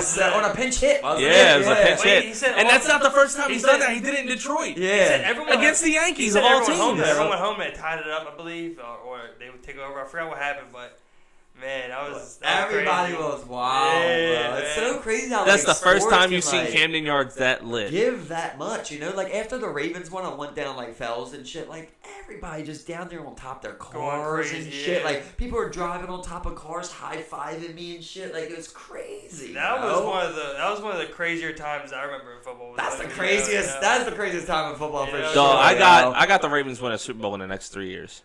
Dead ass. You mean to tell? Look at our secondary, dog. We have the deepest secondary in the NFL. That's what I'm Name not one a secondary fan better of, than man. ours. Name one secondary better than ours. Yeah, I'd really like to hear it. Oh no, we got a great secondary. That's for Because I tell you right now, we go up against Cleveland. They're going to try to find a way to expose us. But there you go. You already have a secondary to lock that shit down. I think it happened at the right time. Our weakest point has always been our secondary. Our front seven has always been good. We've always had a decent front seven. Rod. No. Don't like matter that. how good your secondary is if you ain't got what. Pass rush. What's our pass rush ranked? Man, but here's the thing. I think coming into the season, we're having a really good pass rush. You got young guys in there like Peanut Owasu, Kenny Young. They're going to be a good, stable center for your linebacker core. Then you bring in Shane Ray, who's known for his pass rushing. He was a former first round pick in Denver. 6. Doesn't matter, bro. It's all about when you change around. Elvis Dumerville didn't have more sacks until he came to Baltimore. And then he had 1 year where he got 12, and then after that he had 6 a year and below. Yeah, but I mean, it's all just a matter of timing. Listen, I'm telling you, this is the time where Cleveland's going to be good this year. You have no doubt about it. They've done the most with their team. They're set up to try to win. But I'm telling you, Baltimore is going to be their kryptonite. I don't think so, bro. This team got too many holes, bro. This team got too many All right, so let's talk that. Where do you think the holes are? Special teams, done. It's a wrap. You just went to our strongest part. You got to start with the good parts. We never won in special teams, even though we lost a coach. That's always bad. Yeah, Jerry But, Rosberg retired, though, so you can't really. Yeah, but they said, like, when he went to check out kickers, people would, like, try and spy and shit. But, like, oh, Jerry's going to check out a kicker. Like, oh, we got to go check him out there. Yeah, it was like that kind of thing. Yeah, that's wild. Man. Yeah, But he's still part of the organization, so he's still going to have that clout. Yeah, but He's just not coaching anymore. I think that they got problems on the offensive line, number one. Yes and no. Yes and no. Matt Skura, he might as well start every playoff like this. Backwards. Because that's pretty much how he ends them all. Getting spun around by somebody. But Probably. you always have to Receiver start with core. I don't something. think we have I wasn't any. even going to get into that yet because I started on the line, worry about the line, I love Yonda, but He's old. he's getting up there. He's old. Orlando Brown, he's nice, right? He's big, but Rodney Stanley. I can see some guys burning Orlando easily. Some fast guys. But if he spends his whole offseason working on that, like, what's the odds? He's always going to be huge. That's the thing. He's going to be a run blocker, And then Rodney Stanley, he's really talented, but he plays really soft. And then at left guard, you got an issue. You don't have a starter. Yeah. So- you're going into next season with Probably possibly Hurst. James Hurst and Alex Lewis competing for your left guard. So you got a problem, right? So you got a problem there. Maybe it's better than I think, but I So think, you're saying the left side of the offensive line is the worst? I think the offensive Yes. line is bad. Yeah, you Period. saying the whole line's bad. Yeah, I don't really think. The only one that I would say is like. I think for you the got type two of offense we starters on run, that we have a line. You got decent two real offense. starters on that line. That's Yonda and Stanley. And Yonda's 100 years old at this point, which he could probably still get it. Them linemen. He's still an all-pro that with line, this. And it's his first all season where he ain't been hurt. So he's coming off healthy. So he can probably have a great year. I feel like But the fingers Stanley, always fucked up. they're gonna get fucked. Look, I'm telling you, they're gonna get fucked with Rodney Stanley, right? Because Rodney Stanley's gonna have an okay year, like he's been doing for 3 years straight, and then he's gonna ask for a shitload of money. And it's gonna be like $15-16 million a year, and there's gonna be another team that's willing to pay that. That's what. And then the Ravens will probably end up paying. That's what happened with Ben Grubbs. That's where the That's what happened trend. with Ben Grubbs. That's where the Sounds trend's right. going. Osemele, Trent Brown. People are asking for Yeah, their Trent money. Brown was one of the. They just had him. I think like he was probably in the last like 15 years. He had the highest like Pro Football Focus rating. I think it was People like want their 2008, fucking money. 2009, something like that. And people are paying them. Yeah. Yeah. So I Yeah, think which they're is gonna get stupid. fucked, and then I go to the wide receivers just aren't there. The That's what- pass But rush they're isn't young, there. bro. Like you're sitting. That's why I said in the next 3 years we're gonna win a Super Bowl. I still don't think it's enough. I mean, I just don't think that's enough. Yeah, but you have a good, solid core. Like if you look Snead- at what Marquise Brown can do for you on the outside, and then you know your consistency is gonna be Willie Snead. Mark Andrews has to be your starting tight end. But then Has to be. You see those. But I mean, like, it's so tough to say that because there's so many ups and downs of football. It's like in 3 years, like I don't even have any of those. Tom guys. Brady isn't going to be winning a You Super know? Bowl in 3 years. He's In going to 3 be years, riding we the don't have pipe. any of those guys. I mean, it's like I think it's simple as that. You're saying Tom Brady won't win in the next 3 years? No, he's not. He's going to be retired by then. I'm calling it right now. He might win this year. No, they're not. Who's gonna win this year? This year's Super Bowl, it's definitely, the Rams are still going to be a competitor, definitely, even though they lost a couple of key players on defense. And then, I mean, you can never count the Eagles out, never, no matter what you do. And then, they added a couple pieces down in Carolina, Atlanta, New Orleans. Drew Brees is always finding a way to win no matter who the fuck he has. Mm-hmm. He's like the Tom Brady of New Orleans. What are you saying? Yeah, dude. I would honestly pick New Orleans. Who you thinking, Steve? I mean, like I'm definitely not picking Minnesota. I don't see any of those teams really fucking with Brady though, or the Patriots. I mean, They have a tough time. They lost. The one I would say Half is their definitely defense. who he said. I mean, all I can say is that would be a great Super Bowl. I mean, like You don't have a defense team winning. But I definitely like mean, the New I- Orleans pick, I mean, but you got problems, right? Because you can't forget about that boy from last year. yeah, I mean, like that I boy mean, like, Mahomes. Yeah. Oh, Yeah, Kansas City. Yeah, so you I mean, can't like, forget no about matter, that. And then no matter who like the Patriots have, like they always seem to find a way. Yeah, work for well with sure. what they got. So I mean, and you still got Belichick- Belichick's a to genius. count 'em out. Belichick's a still, genius. still Can't go got wrong. Steelers. yeah, the Steelers. The Steelers and- didn't really do much to impress me, to be honest. Like, you can never sleep on Roethlisberger. He's a savage and he finds a way to win football games. But you, and the Browns would be up there this year. I mean, I don't think they're going all the way though. yeah, Cincinnati's gonna be sitting in the basement. You know who also? You know who might be the team, bro? I'm gonna say The my New York pick. Giants. Los Angeles Chargers, bro. Yeah. I think Los Angeles Chargers win the championship. You heard that? I mean, don't know. consistently competing year in and year out. So I think this is the year. especially with that tough NFC. I think they're the best. They're the best. The team in AFC football. West. I mean, AFC West is tough. Yeah, You have the that's- Chargers. You have the Chiefs out there, bro. I think It's they're the not. best team on paper. I really do. If you look at it, I think they're the best all-around team in football. That's what I'm saying. Philip Rivers. So you is mean to tell me great. what you're saying is the Chargers overall are better than the Chiefs? Yeah, for sure. That's still a tough one, man. I'll Still a tough one. say it right now. I think Mahomes. I is say not they're up coming there. back as strong as he. No, played because last year. they have a scouting report, bro. Like, that's the thing. I was talking to this guy at work about Lamar Jackson. He's riding Lamar Jackson's nuts harder than a hooker on a Friday night down the street. I was It's talking terrible. Mahomes, No, but I'm Patrick saying I'm Mahomes. getting to that. Is they're gonna have a scouting report on him. Yeah. Now you have all these scouting reports after a full season of Mahomes, so you're gonna find out what his tendencies are. Listen, here's the thing, though, right? What's Ben Simmons' problem, Rod? He can't shoot. What do you need to do in the NBA? Shoot. Where'd Where'd that come from? What's Lamar Jackson's problem? So far, he was able to throw in college, but he hasn't been able to throw in the NFL.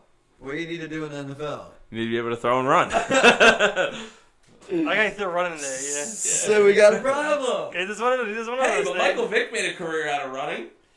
How many rings did that come to? He didn't have nobody around him either. And then name another. Randall Cunningham made a career out of running, and he was a good passer.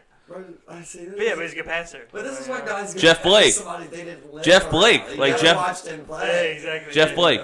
Jeff Blake who? Jeff Blake was a solid guy in Cincinnati, bro. If you watch Jerry any, Garcia, Steve Young. Jeff You're saying Garcia, anybody that ever did a fucking quarterback run. Terry Bradshaw. Literally, yeah, exactly. no, but Jeff Blake was a solid guy, like when he was in Cincinnati, and then they brought him here. And he fucking shit the bed because, everybody was like, oh, man, Elvis Grbac just had the best season everybody can remember. And then he comes in and just shits the bed. No, there's been a couple of them, but the problem is, God, I hate saying this. I had so much, Say it. I had so much Get it off your happiness to chest. say about the Orioles, but it's just not there with the Ravens, bro. I think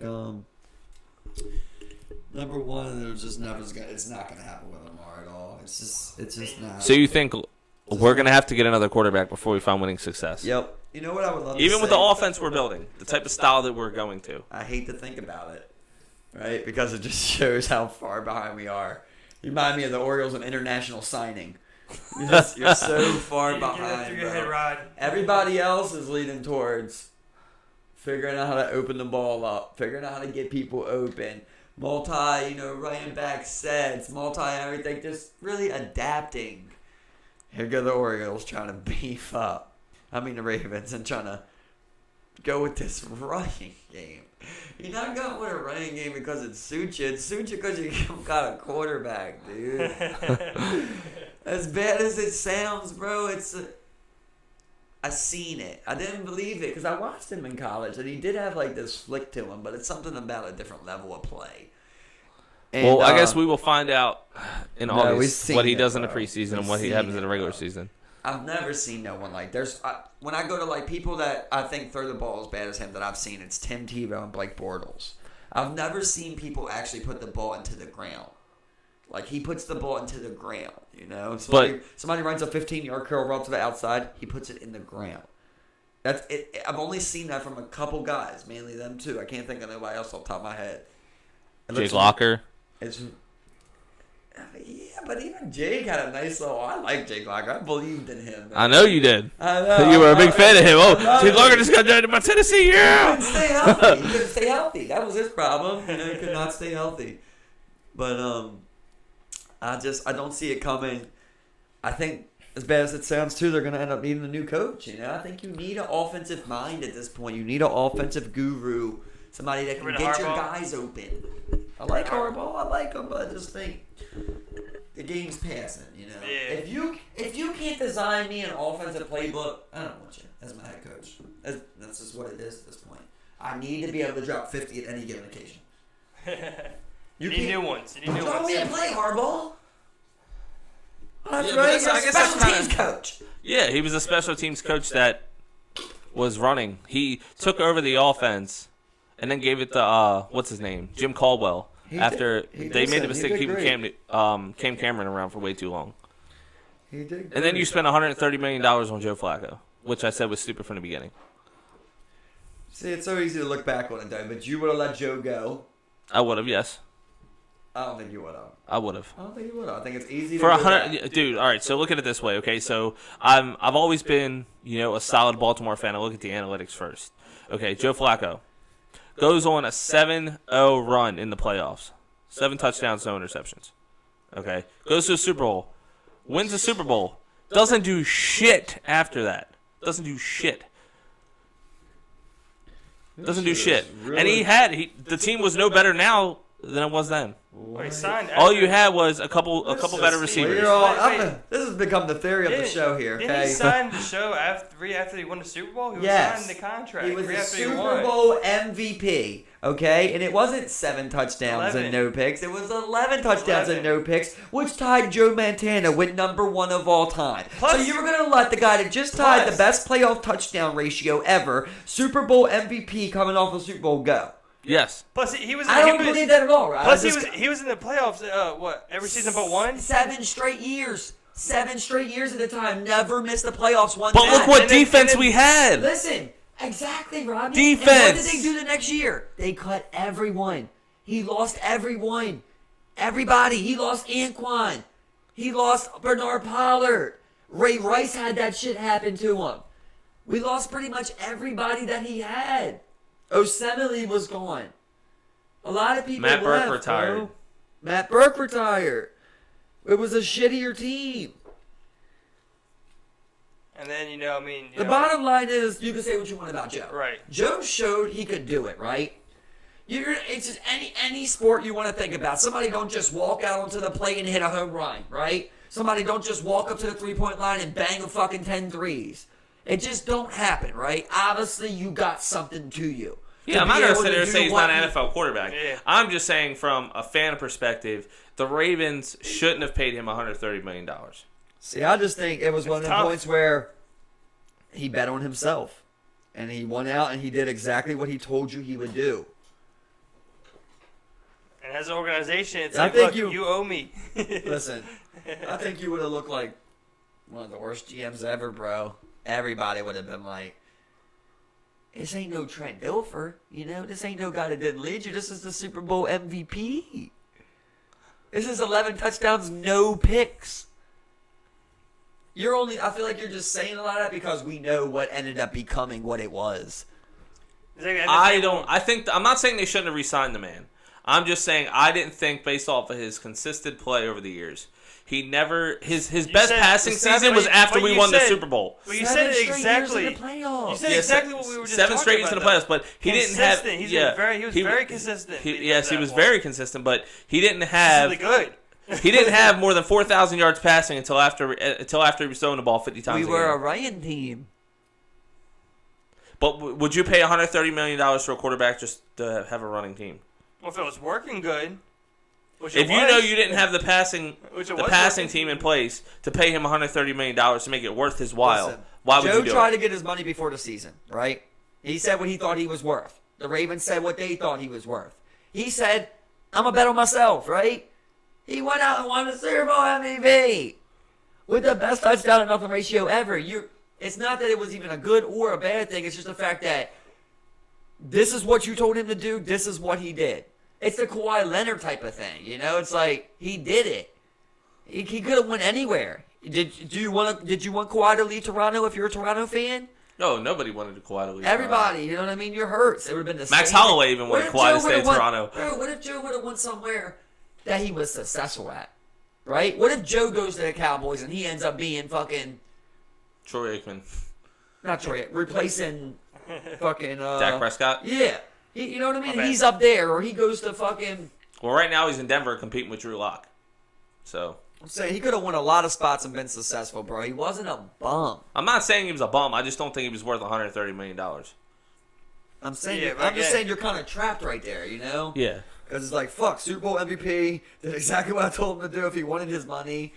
Now he did it. And then what's your alternative at that point? What's your alternative? Like, all right, we don't do that. Now what do we do? And how's your other players going to look at you on the team? But would you Yeah, really like- go out and draft They- Rashad? they're like, bro, They want Joe. They're They like, want Joe but at they're that like, point. bro, you're trying to do whatever you can to impress the GM.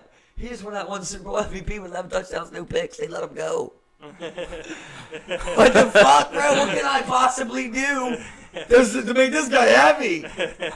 How do I get signed to a long-term run here? Where's my guaranteed money? So what would it have took for Joe to get that kind of money for you, right? For 'Cause me? the thing is, So I'd say you basically hit him with, 1 or 2 year contract. Yeah, you pay him like 10, you would 15 never million a took year. that. Prove it. Prove it till you can lead this team Never by took yourself. that. You're like, okay, I'm going to Cleveland for $120 million. Fuck you. Okay, well then you're going to Cleveland for Listen, $120 million. Think about this. He probably would have got more. But then look what he would have around him. He would have got. Yeah, right? He'd Right. be playing with it right now. It's And he like, would have got way more guaranteed dollars. trust the process. But yeah, but Cleveland's a team that's gone through so many He goes to quarterbacks. Cleveland, then he's kicking our ass. This season, last season. Well, Listen, think he about goes this to too, Denver. right? Think about this. How quickly did Joe Flacco's little $120 million become nothing? Right? Think about everyone that got a contract after that. It all was higher. Matthew Stafford's the highest paid quarterback. Yeah, and he hasn't Aaron done Rodgers shit. got a bigger one. You He's know won what a I mean? Super Bowl. Yeah. Fuck, Nick Foles got the same amount per year just Yeah. now. You know what I mean? Yeah, Carson but Wentz got it. Nick Foles is going to be one of those guys, Derek that Carr. cashed in when the cash in was Derek high. Carr got $25 million a year. And that guy wasn't worth shit. Derek Carr's nice, bro. You gotta Yeah, really sleep he's on definitely him, worth bro. that. Yeah. Yeah, But I would sit there and You say, have a he's not hard worth. time. You have a hard time with big team sports. That's your thing. You can more probably analyze like a baseball where you can look at one guy, but you blame people individually too much, bro. I'm not Why going to sit is here. it, right? Why is it that one time he does it, right? He balls the fuck out for 2 years, right? And then he doesn't ball out, right? Why? What? You think it's that guy? That guy just lost it all out of nowhere. Magic, bam, gone, right? Don't blame the system change for the third year. Don't blame the Raiders team dysfunction. Don't blame that you can't even have a wide receiver outside of Yeah. Seth Roberts to name. You can't name a tight end that played for them. Their best signing was Assembly. You can't name another man that was on the line the entire time. You can't name the running back. They're signing 32-year-old Lynches and shit like that. And the defense is trash with trash-ass coaches. A trash-ass system who's moving in his first year from fucking Oakland to fucking Las Vegas. It's a lot of fucking shit to go for. For me, I look at the guy. If somebody shows you they got it like that, they got it. They didn't lose it. You did. So you mean to sit there and tell me you think Derek Carr is worth $25 million a year? Yes. No. Yes. No. Bro, next thing you know, these contracts are going to be $35 million a year. You know what I You're mean? right. It's- And they're going up. Derek Carr's worth. I can win a Super Bowl with Derek Carr. You heard it. So you're I can saying win a if Super Bowl the with Ravens it. trade If for I got Derek Carr, Derek he's Carr- winning a Super Bowl. Bro, you just said something that's not even out of the realm of possibility. It might not be this year or 2 years. But I guarantee you, what I like to see, I can tell you how this stays. He has one of the best head coach Listen. minds to coach him right now, but What they Lamar don't have the Jackson pieces is around right him to now- win a Super What Bowl. Lamar Jackson is right now is literally it's RG3. I know people said it, but like, so what you want to do is you want to do exactly what happened with RG3, right? We want to draft somebody else that can throw the ball, Kirk Cousins, right? That's right behind you. So when whatever does happen with Lamar, when we finally do realize it, we can move on to somebody that can actually chuck the ball. You need someone that can chuck the ball. But right now, in the system we have right now, you bring in a guy like RG3 that's been in that system to come in RG3 and mold goes him. back up. I would not be surprised if Lamar goes down, RG3 comes in, and we win. I think. Because I mean, But don't forget, we also have RG3 that third quarterback that we drafted. I think Solar. Warriors tried to trade for RG3 twice. Yeah, last RG3 year. has already been outspoken in the fact that he's taking a step away from that type of game, where Yeah. he's throwing the ball. And he's got a way better natural arm, you know? Yeah, He's got he a was real nice, arm, even when he bro. was running with it. He's got an arm. He's got touch. Yeah, he was nice with it. Again, like what he said, where Lamar, because didn't Lamar get hurt at the end of the season? Didn't he get beat up a little bit? Yeah, something with his knee or something like Yeah, that, right? exactly. I mean, like that's again, RG3. I mean, that's steps just in and- that's just the nature of the game. I mean, you got guys like him, RG3, Mike Vick. They were running quarterbacks, so And they people- have that. And people That's want gonna happen. People want to use the Yeah, argument that he came in and he was like 6-1 as a starter. That's not enough. That is not enough. That's all great, right? What are you Let's telling look me? Let's look at longevity, right? Bro, you remember that time that Lamar Jackson slided? Last time he slid? Yeah, it was terrible. I don't remember it. Oh wait, I never seen him slide, bro. Never mind. I'm thinking. No, hold on. I've never seen it. Joe's was terrible. Yeah, Joe's That was a slide. bad slide. They had to bring in a Yeah, baseball bad player to slide. teach him how to slide. But I never seen Lamar slide. But Joe never had two slides. It was never He that doesn't good. know how to run out of balance, and he don't know how to slide. That's an issue. Yeah. It's an issue, bro. This guy, I hate to say it, bro. But I'm trying to every be Ravens fan for biased, years but has been the begging Ravens will not win for. a Super Bowl with Lamar Jackson. You don't see him running smartly. You don't. Oh, that I'm not sitting there saying he doesn't run not smartly. It's the fact that he runs reckless. That's just the nature of how he runs. But look at it from everybody in Baltimore for years asked Joe Flacco, stop standing back there in the fucking pocket. Yeah, you have the offensive line crashing around. You get out, go do something. It's proven you can scramble for 5, 6, 7 yards and get out of bounds.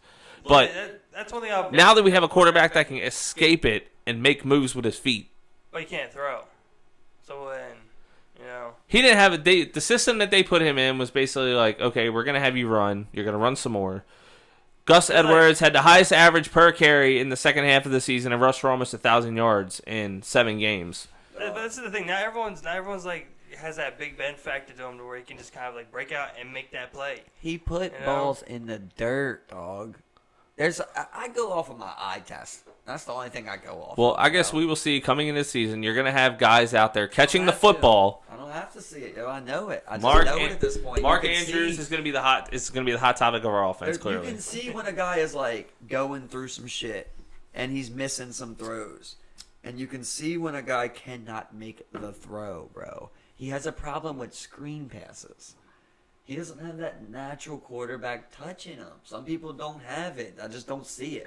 I did see him make a couple good throws, but literally when one of them was key in the playoffs when he hit Crabtree in the front part of the end zone. And they literally talk about that one and the Mark Andrews one. Yeah, over the middle. And that's it.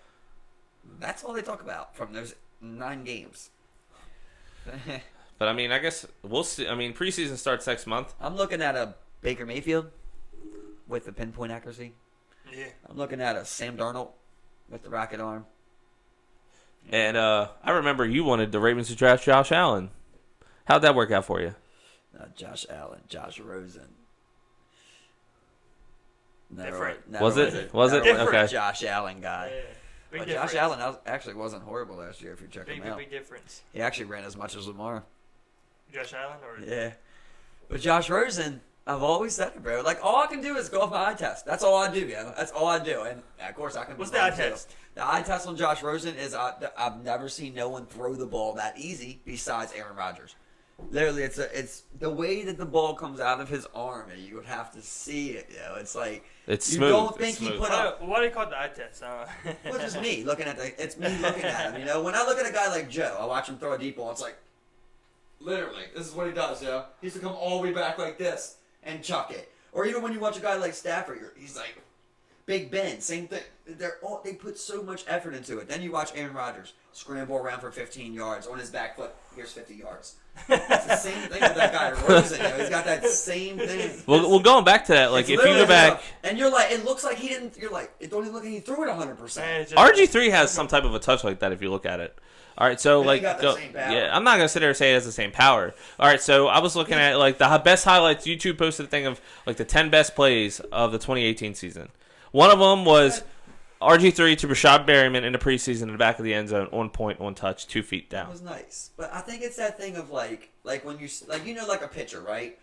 You're not gonna throw the ball harder just because you move your arm faster. No, you get what I'm saying? Like just because I whip my arm you faster, have that touch. that don't make you throw That's harder. how that comes at it's your body. It's when you get right here, right, and then it's that, right? It's that right there where you get that final whoop. See me, I'm right? more on the fingertip type of guy where it's like that little. I feel like it's like when you get right here, then it just goes. That wrist fingertip connection, you know what I'm saying? Bam! You know, it's that same type of thing with those two guys, and I just.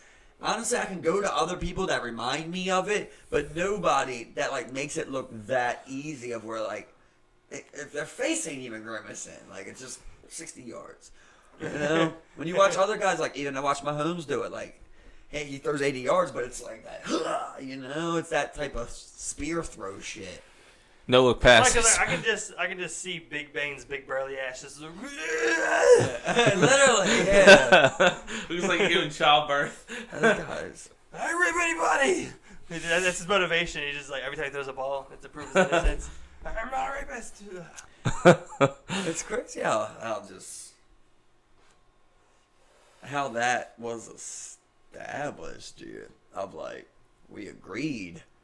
We should be out here knocking heads full speed. You know, like for me, like with leather helmets. we won't even make the argument of like what's worse, right? Fighting or football. We don't even gotta make the argument, right? But you always go. We always are gonna fight. Yeah. That's always happened since the beginning of time, right? Yeah. But you invented a game to knock heads. You know what I Yeah. mean? Like you invented this game to hit heads. And then you learn to. I always feel bad harder. for like the front guys. Because every play they get hit. I imagine like Rams, like two Rams who are like just butting their heads together. It's like dominance. Yeah, literally. Fucking man. That first, I forget the guy's name. The center for the old Iron, whatever, for the Steelers, the offensive lineman. He was like the first guy that they was found. Like 450 or some shit? No. No, this is a white guy. He wasn't even that big, but big guy, but not huge. But he was like the first guy that they like were putting CTE like question marks on basically. That's why it sounds familiar. They said he was so good, the only way they could like deal with him, as soon as they said hut, they'd smack him in his head. One guy would smack him. One guy would smack him in his head, bro, and another guy would bull rush him. That's a mule. Literally. So every play, basically, somebody was smacking this dude's head around. His CTE was so bad. I remember there was this one part. I'll never forget it. His son said that he would be out in the car, like in the wintertime, and like not even know how to start the car. And he would come out and be like, Dad, what are you doing? It's freezing. And I'd have no shirt on, no clothes on. He's like, I'm so cold. Like, Dad, come in, we'll get you warm. And like, he couldn't even process that putting clothes on would make him warm. Yeah, right. Oh, he couldn't even get that. He didn't even get that. I mean, it's holes in your brain. Like, what the fuck? It's just, I guess it's part of the brain, so that control, like the neuron part of the brain is, I guess, would be damaged at that point. Well, if it's a hole, there's nothing there. I mean, it's like the guy that was like on fucking major functions of the brain. Joe Rogan the other day, though, Aljamain Sterling. I didn't watch it all, but I'm into it. Well, the guy with the afro and shit. Yeah. I fuck with him. Well, he can't fight in his home state of New York because he got 2 spots on his brain. 2 spots. Yep, he got 2 spots on his brain, and New What's York. that mean? Normally, that's like it usually means like you could have like a brain hemorrhage if like that was rocked or something like that, and so like New York's the only one that won't let him fight there. Everybody else has, but yeah. Normally, that also leads to like what's that disease that like puts you in a wheelchair? It's MS, like multiple sclerosis. Because Heather had something like that. Eventually, it goes away if you like medicate it, right? But I guess with fighting, I guess it's a little bit different. Well, yeah, especially with the repeated head collisions and abuse to your brain. I mean, if you have like onset MS, Doesn't that immediately medically rule you out of fighting or no? I don't know. I guess it depends really is what stage is it. I mean, I did think it was weird when I found out that Serena competed medical. pregnant. Yeah. She competed 2 months pregnant. Yeah, she won. That's crazy, bro. That's kind of like crazy right there. Like, I don't know. Who am I to say it should be illegal or anything like that? But, like, I guess if a doctor says you're good, right? I guess. Well, I mean, I guess tennis really is a contact sport. Yeah, I mean, So, I I guess, mean, yeah, all you're doing is running back around, and forth. yeah, exactly. In your early stages, I mean, if you were 6 months pregnant, I'd be like, oh, no, fuck, sit down. You're 6 months pregnant. You can't be competing for a Wimbledon. It's like, I can do it. She's the betting favorite. Water breaks after the third set. That's like the thing that I, like, debate a lot about, like, having a kid. Like, especially either man or woman, a daughter or a son. Body changes. I would really want them, though, to be, like, have a hardcore wrestling foundation. I really would want them to have that. But I know what that takes, the toll it takes on your body. Yeah, right. And I would hate to, like, destroy my kids' bodies. Yeah, exactly. Or break, break So down that would something kind of fast. suck, too. Yeah, you definitely don't want to. I mean, there's a give and take. I mean, is like even with learning it. I mean, like no competition. You know? I mean, you got to practice your shoots, shit like that. You're picking people up, you're slamming people, you're getting slammed, you're sprawling. Yeah, you're fucking. I feel like it takes a lot on your knees no matter what. You're fucking your body up. Yeah, I mean, that's just the type of give and take you gotta like live with life. You know, I mean, it's just the type of thing that you gotta kind of roll with. I mean, I don't think you should let things like necessarily stop you because of that.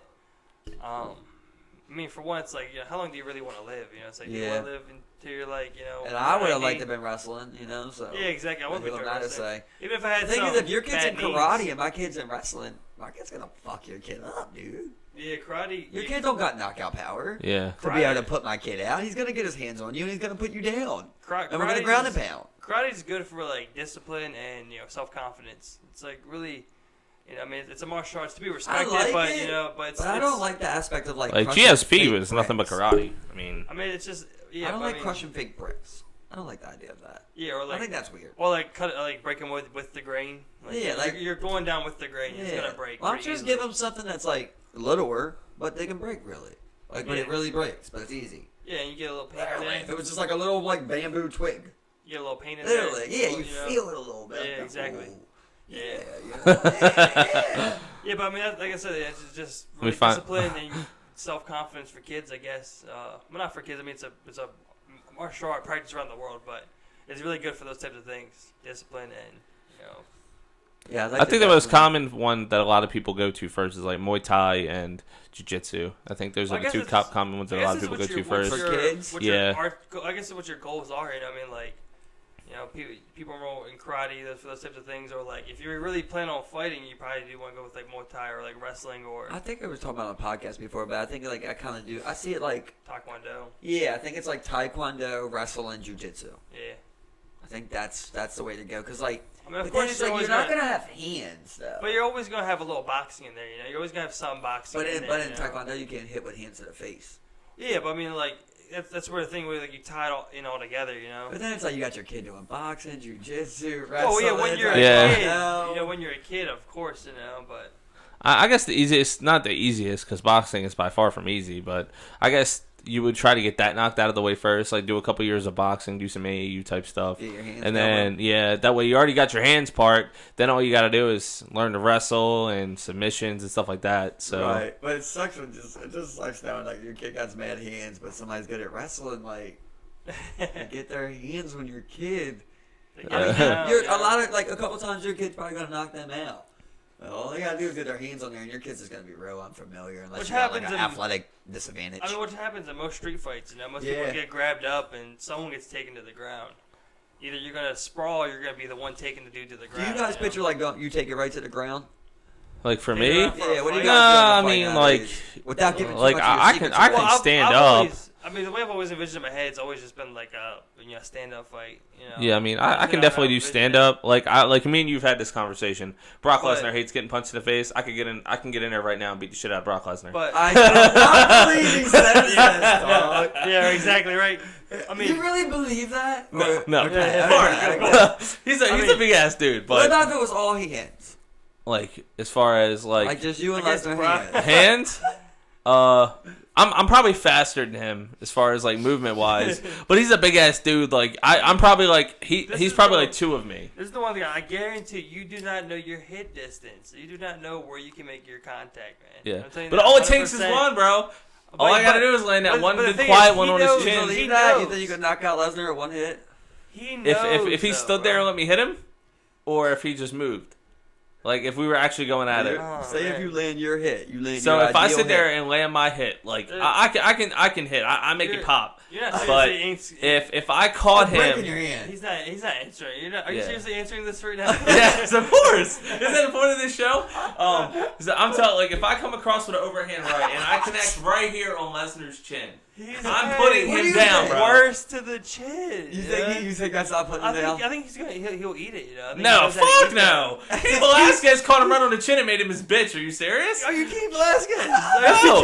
Well, I can hit, bro. It's like, do you think you come within a quarter of Cain Velasquez? Fuck no. Cain Velasquez is like. Alright then. So I don't think if you're hitting a quarter of but all I gotta do is, once I rock him, all I gotta do is stun him. You just told me you don't think you're a quarter of Cain Velasquez, as far as power with that. Oh, as far as no. So if you're like, not as far as fighting, fighter wise. Yeah, but what is your power? What's your power to Cain? Like, obviously he's a big ass dude. I'm probably like a quarter. So you're still a quarter power too.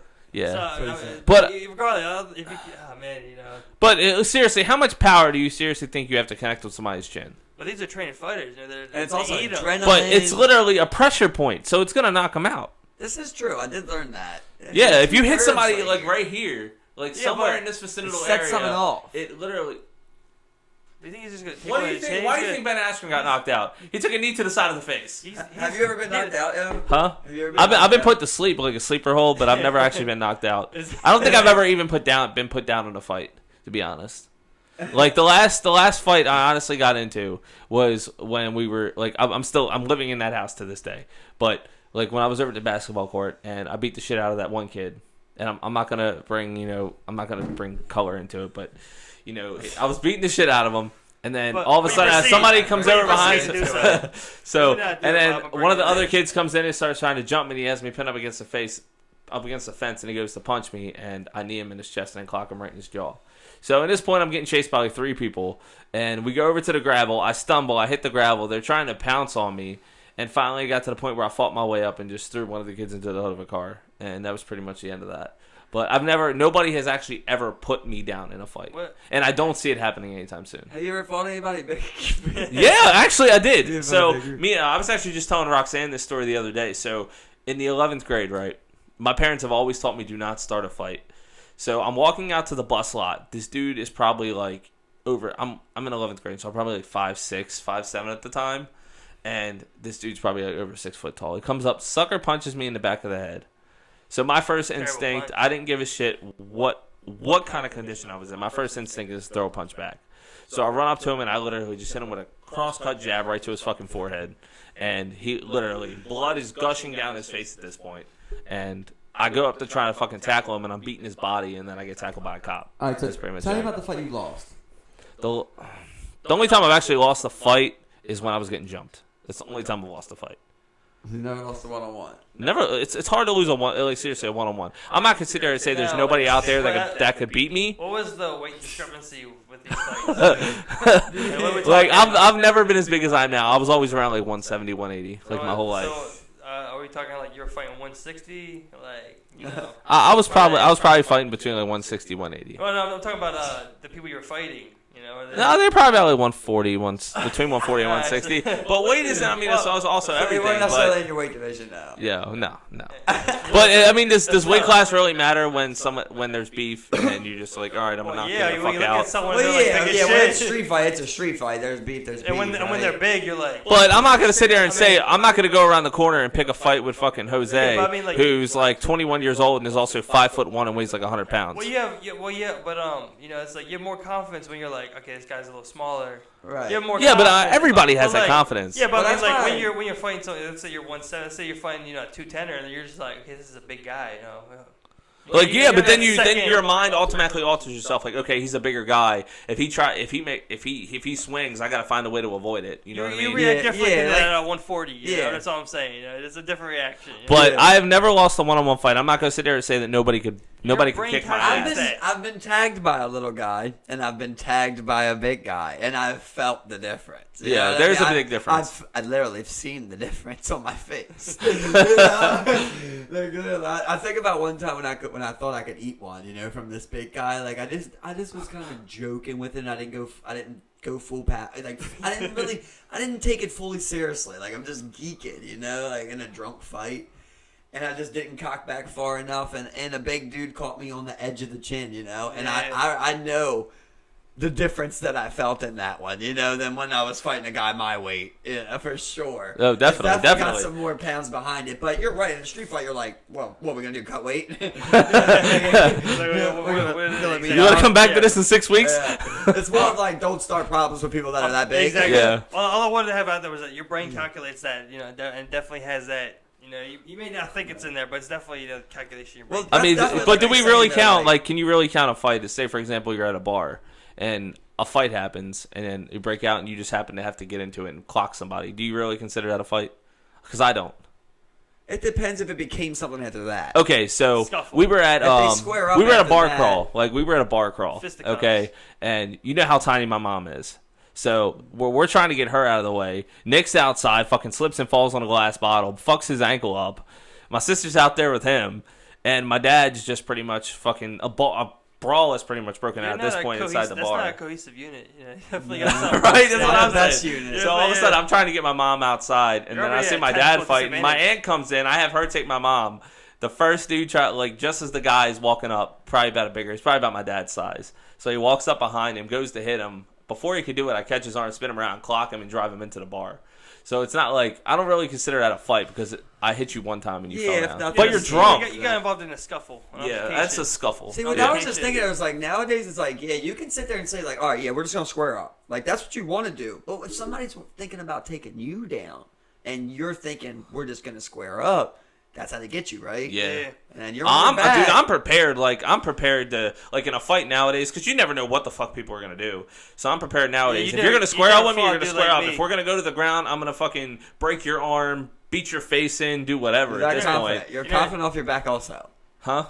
You're also confident off your back. So you never. Yeah, I mean, you gotta learn to never adapt to fought- it, dude. Like you never fought like a I guy wrestled like in me. high school, so I know how to like get off my back. I'm tagging pressure points in your throat, so your esophagus is, you know, narrows, and now your breathing ability is completely taken away without even having to break your nose. You can't breathe. I'll check your brain. Alright, I'll you check the know? bones into your brain. You know? So, and as I'm tagging these various pressure points, you're getting angry at me, so you're chasing me a little more. You're gassing yourself. But that's the See, thing. then You you're control the fight. If you control the outcome, you control the Well, fight. that's the thing. When you like, say I'm fighting a guy like Rodney, like he said, like you see, like, all right, this guy got way more weight on me. You're way more cautious of like getting in that pocket. Yeah. I know, like, I gotta stay out in that pocket. Obviously, I don't want to eat too many of these ones. Yeah. You just gotta know when to go Bro, crawl I'm into the punching den. his balls. I'm like, I'm in there. You He's know? a Like- nut shotter, bro. He was a nut shotter. I'm coming Here up. go for the first I'm nut coming shot. You up. say He first looks nut like shot, right? he would. Basically, if it's a street fight, you're go for a first nut shot. You're Steve- just, Steve looks like he would fake a knockout just to low blow somebody. What's up? you're just going super dirty. It's like, There's no rules to you in fighting.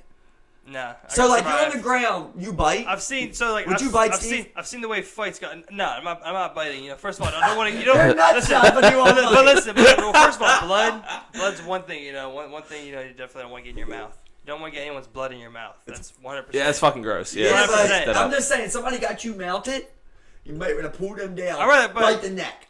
Just straight away, just grab All right, them in the neck. they squirt some blood in your mouth, and then you get diagnosed with AIDS or HIV, and it's like, whoa, shit, some hepatitis. Shit, I beat the shit out of a crackhead, but at least I, Well, if it's a crackhead, I mean, like, you got to Yeah. take into I mean, consideration. come on. All right, no bites, but he's gonna bite you. That's the thing. He can still give you AIDS, bro. He's gonna try and bite you. You gotta. you're the biter, you get bit. It's happening. You But gotta, listen, you gotta also- crack him on the way in. But also, Yeah. one thing I think about is like, I think everyone's been bitten in a fight at some point. Like, one person, like, what's your next reaction when you're getting bit real hard and you have that pain on you?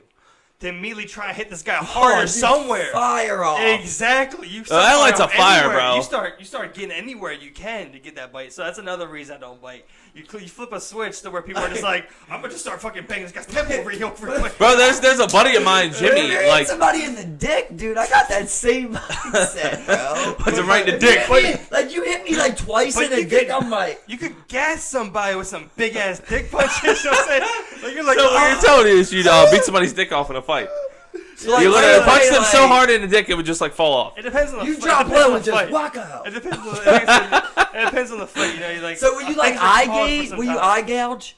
You know, like I said, it depends. Will It you eye depends. gouge? It depends. Off the table. It's on the table. You know? Like I said, it all depends. You know. So what? So just like, all right. So just you Let's- do anything let's- besides let's see. anything's on the table but biting. Let's say Pretty you're on much. top For of me, you. like trying to beat my shit in. You know, it's just like I can slip in real quick and be like, you know, yeah. Yeah, but listen, that's the same thing of like what you're saying with biting, bro. That's the same. I've been in fights, dog, and when you pry somebody's eyes, that's what they do back to you. Yeah. So if someone's on a mountain, you go But- for that, they but might one thing- push your shit in. Bro, I've See, one got thing- to the point where I'll throw elbows. Like if somebody like I'll throw yeah, an elbow. something- And Yeah, there's you a gotta buddy get of them mine. close. Yeah. Like You there's a gotta buddy get of them mine, close. Jimmy, who had who beat the shit out of his sister's boyfriend because he was running his mouth. Dude tackling him and was Shout out, fucking Jimmy. headbutting the shit out of him. He was headbutting the shit out of him on the fucking ground when I watched this video. Like he was That's a headbutting him and then tough fucking one. punching him. Yeah, Like it's tough. seriously, like I don't think I can honestly go through and just headbutt Especially somebody. if you just, but I mean, like Like- if I'm losing, I can. Yeah, I'm gonna headbutt. the I'll shit throw out of you. knees, elbows, but I don't think I'm gonna throw head. You're Like losing. I'm not gonna. And Because you can knock yourself out in the process. You're losing. Yeah. Bro. You're losing a fight.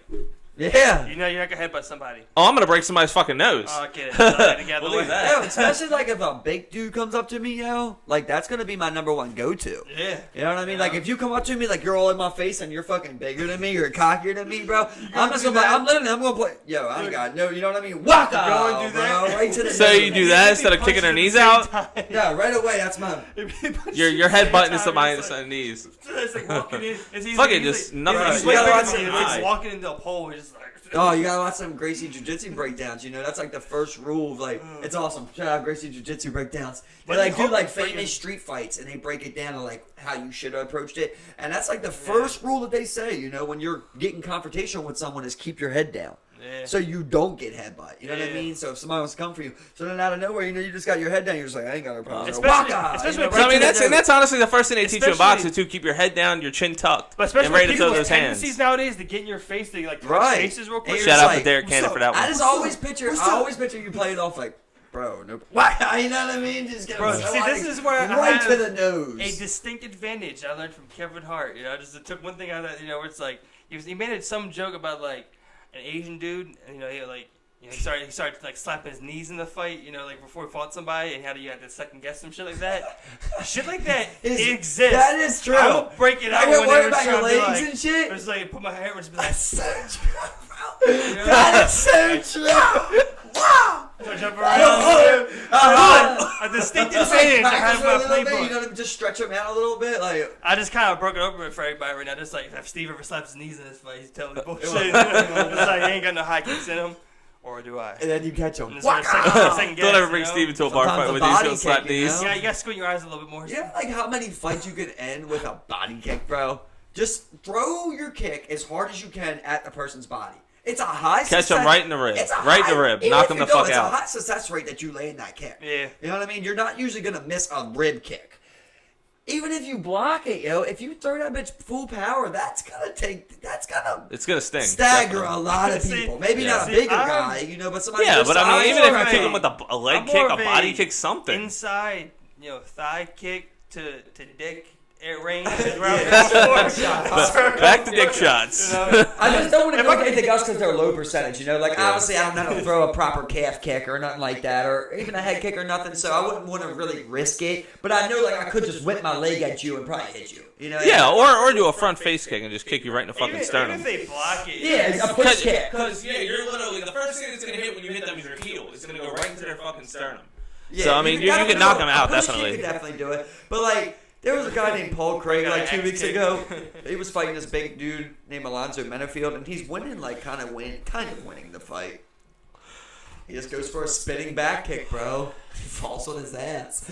You know, and this guy comes over and hits him twice in the face, knocks him out. And you can just tell this guy doesn't do that. You know, like he probably practiced it a couple times and was like, feels good. And then did I'm it try. right, and now it's his worst move ever. Yeah. You know what I mean? Like, you gotta also be careful. I think it comes to a point where, like, you know, I like to think I could head kick someone. But, like, if I got into a fight with him, I'm really just trying to throw them hands, you know, just to, because I've never did the other things to anything or anyone. I've seen them be broken out in fights, and they've been successful, but it's like, it's iffy, you know. It's another reason, you know. It's like, because like on the streets nowadays more so than ever, I think before. People have a little more fight sense for sure. in them, you know. I mean, I'll be the first person to tell you.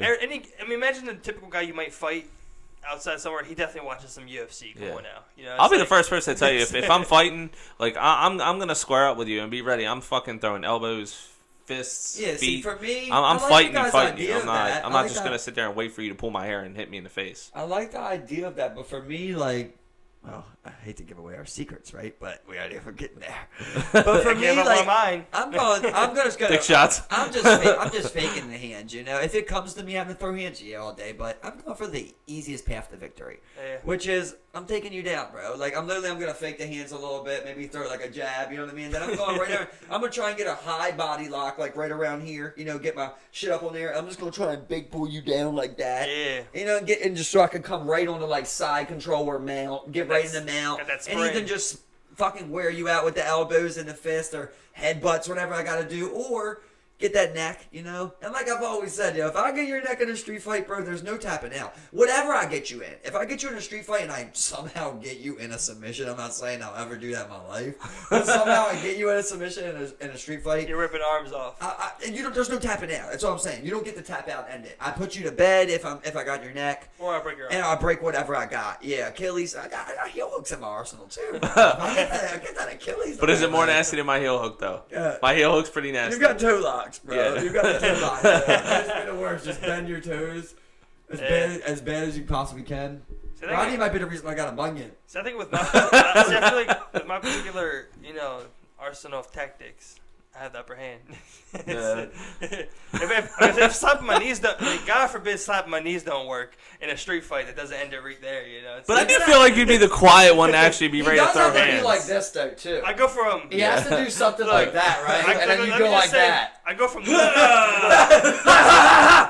I'll go from Liu Kang to Johnny Cage real quick, you know, just in case my Liu Kang, you know, my Liu Kang fake doesn't. And then you challenge, your challenger inner Michael Jai White. Hit split. It's funny because like when you really think about like to the balls, a slide to the balls, a roll. I wanted to be Mario roll, just like right to the balls. Like he does, like he throws a punch, you duck underneath of it, roll over, and then come back up and just crack him right in the nuts. Every person I fight from here on out wears a cup. I'm doing. All of Baltimore City wear cups. Steven's punching nuts. They wear goggles and cups. I'm out of luck. Take him down. In a neck roll, I'm like, fuck. Man, like, especially like a guy like Rod, like a guy, like a bigger guy. I think that might be. Rod's getting hit in the dick. I think that's my path to victory. I would just try and get underneath of there and then go for. If I can get your back, you know, it's gonna be hard for a big guy to escape that. Yeah. Because like people don't know shit. That's the thing. At least I knew the basics of shit that I'm supposed to do. Like if someone gets my back, I know what I'm supposed to do. Yeah. Like I had to roll out of it. Yeah. Well, yeah. You got some options, you know, but. I think a lot of guys, man, are just saying like you guys are, like, oh, I'm just going to square up. And you're just like, yeah, let's square up. Bam, now I got you down. And before you know it, you're catching elbows and shit. But I guess that's kind of like your thing, you know, like you know a little bit. So you try to prepare yourself for, okay, well, I don't know. Joe Schmo was running his mouth, so me and him are going to go square up. But then all of a sudden, out of nowhere, he hits you with a fucking double leg, and you're like, oh, shit, what do I do now? Well, the thing is, you got to be prepared for that shit now. I like to think I could look at anyone and go, I'll triangle choke them. Like, I could definitely get anybody in a try. I smack a quick triangle in on my legs. I got some nice long legs, you know, I can get them bitches in quick, bam. Doesn't mean I'm gonna put you to sleep necessarily, you know what I mean? So, but I hate to say this, but if you go down to like the dead city of Baltimore, you know, where people just fight, they're either gonna shoot you or they're gonna fight with your fists. Well, what I'm saying is like, I mean, you could probably do that down there. Even with me thinking that I could smack a triangle in on somebody, I never want somebody in my full guard in a street fight, like. Just they can posture up on me and just bounce my head off the cement. I don't want to be that. I'm not familiar with that spot. I'm better off just trying to stay up and throw some hands. A lot of times you're just gonna say all this shit, and you might know all this shit, but most of the time it's just gonna be a brawl. Yeah. It's like two guys just Instinct, square on you. yeah, It's like, Instinct to that point, they come at you wrestle. But in your mind, you're like, you're trying. fuck, you're trapped. Yeah. I'm hitting you with a definitely clutch, think of some or I'm things. getting you with an arm triangle, or I'm getting you with a like go-go wrap plot and around I'm breaking me, your I know, fucking like, arm. what I should be doing to get out of it, go. I mean, I want to say it's been a while for me since I've been in a fight, so like I don't necessarily know how my brain and my body would react, in those types of situations, where it's like straight adrenaline and or what, But I like to think I'd be able to keep some type of composure to be able to do something and not just like lose myself and just try and maintain some composure. How bad would it be to be like a viral sensation of like you getting knocked out, bro? Oh yeah, it's terrible. Oh, One, That's gotta man. suck. it already sucks. You lost. Your You're brain known is as that probably- guy that got knocked the fuck It already out, sucks. dude. You lost the fight, but now you're reminded of it every time. It's like fuck, man. That was like me. Ben Askren right now, right? Yeah, but he's Yeah, playing that shit exactly. like a champ, dude. Like I give him, he's taking that shit like a champ. trying, right? But on the mean, it's inside, like- but like- he's He's now probably like- seen that video 100,000 times. It's literally You got knocked out in 2 seconds. That's gonna be UFC shared record. on so many UFC reels for the next 50 years, dude. Yeah, exactly. Yeah. It's Well, I mean, never going it's away. A record. It's the record. First, record. first it was, everybody. Okay, well, Rousey got beat by Holmes. She got knocked the fuck out. Everybody saw that for a while. She quit MMA, tried to come back against Amanda Nunes, and got her shit fucked up. But then there's Jorge Masvidal versus Ben Askren, and that's going to be shown for like the next 50 years, like you said. It's So, going nowhere. Yeah, right. like, That was nasty. you think about it, in the last 6 months, how many fights have lasted less than a minute? A lot. People are getting knocked the fuck out quick. I mean, there's I some people that I can't do think it, of but many like either co or main events that went down like that. there's you know? not. There's not. Yeah, there's too not a lot many. of like big like money You fights. just say, like- I mean, of course you'll see off cards. That will happen all the time. It's Yeah, just Amanda like- Nunes Like- and Holly Holm was pretty fast. Like Yeah. 2 minutes. Yeah, I Yeah, think but, they like, went. They you went to can't the name a second lot, round, I think, you know? didn't they? You can't name a lot. Were they still in the first I think round? they're like 2 minutes in, but it's hard to finish fights at that level, bro. Yeah, It's hard to finish fights. and that's why I think John Jones is probably one of the smartest. Yeah, exactly. You know Yeah. what I mean? Like, he knows what you're trying to do. You know what he's trying to do. Now it's all about who can execute. And that's why John Jones is honestly probably one of the smarter guys in the game. And that's right what now, I got- 'cause that he guy's- knew what his strength was. Oh, yeah. And he used And he still didn't take it to the round. He stayed in his will. He stayed stand up the whole fucking game. And like, Yeah, but he has the body too. I mean, like. look at that guy, Sterling, that was on the podcast and shit. He's like, when I seen that Ben Askren knockout, he's like, all I could do was think of myself. Because that guy, Marlon Morales, that's a judo just beat fucking the same thing. It was the same exact thing. Marlon Morales, he won out. Funkmaster won for a takedown, and he threw a kick, and he was so close that the knee hit him in his temple. Wow. And knocked him the fuck out. And he's like, as soon as I seen that with Ben, I felt the same exact way. He's like, I remember how I felt. And they both said they don't remember nothing until the hospital. They know they were in a fight, but they don't know what happened until they get to the hospital. Their brain Absolutely. comprehends walking and getting themselves there, but their memory did not lock in and retain any of that information. No, not that kicking special or that knee. That's just. It wasn't recording. It was just. There's it no was way operating. that takes something with you. was That like- takes something from your life. I don't know if it's like memory or lifespan or health or what it is, but that definitely takes something, bro. You get some time off for that. To one. get hit that hard. You don't remember anything? For what? Like, what was it? Maybe like 45 minutes before you get to the Yeah, hospital? to get to the hospital. You know? You probably went and changed and you just. From Las And Vegas. at what point in the hospital did you then wake up? Was it Right. like, another hour afterwards? It's crazy, bro. Another 2 hours maybe? You're just like, oh shit. What the fuck? That was perfect. Get your Jose. What round is it? What's the score on the cards? Am I winning this? Somebody tell Coach I need a water. He really comes too. Gonna win? See the other guy. Look at your corner. Where's my corner? How's the other guy? You should have seen him before the fight. Well, at that point, it's like he didn't really have any damage. He might have had like maybe some Yeah, swelling. he did. You know, Just he just got knocked out, knocked Yeah. the fuck out. You know, so I mean. Yeah, but I don't even think it was that high of a concussion though. Like I think he could go out back and Hell fight. no, that He's was gonna be a hell stupid. of a concussion. He took 2 hits afterwards. Repeat what you just said, Rodney. I don't like the highest concussion is like a grade Exactly how 4. you just said it again. I don't think it's that high of a concussion. And then you thought he could do what? I think he can go back out in probably like another 8 to 10 weeks and fight again. Oh my god. Like I Two don't. minds. Don't ever let him on the commission. minds. Please don't ever let him on the commission. I'm not gonna sit there and say that you No, should that's pass not- him. I'm saying physically he feels that he can go out and That's the fight. highest. Whether his brain Give a gets job in tested the or not to NFL. do so. That is Good the job in the highest NFL right grade knockout. That's the highest grade concussion. Is a Yeah, knockout. exactly. It's horrible. It's like, look at Anthony Joshua when he lost that fight. You know, everybody said that he got dropped in training camp. Yeah, It doesn't. It's like you're more prone to get dropped again. That's why they got medical suspension, so guys like Rodney don't put their fire back out there. That's why like he'll be suspended for 6 months and shit. You know. You got a future job at NFL, so I gotta say, my friend. Yeah. Yeah, you should be a congressman. I guarantee you get sponsored by NFL. You need to be on the NFL board. Think about that with the NFL though. Yeah, they get a concussion, they can go back out the next week. Are you part of the CT? Not everybody. Most people don't. Yeah, I even mean miss a some. week. He's the CT side. But honestly, like believe it or not, I think the organization has the highest standard for concussions.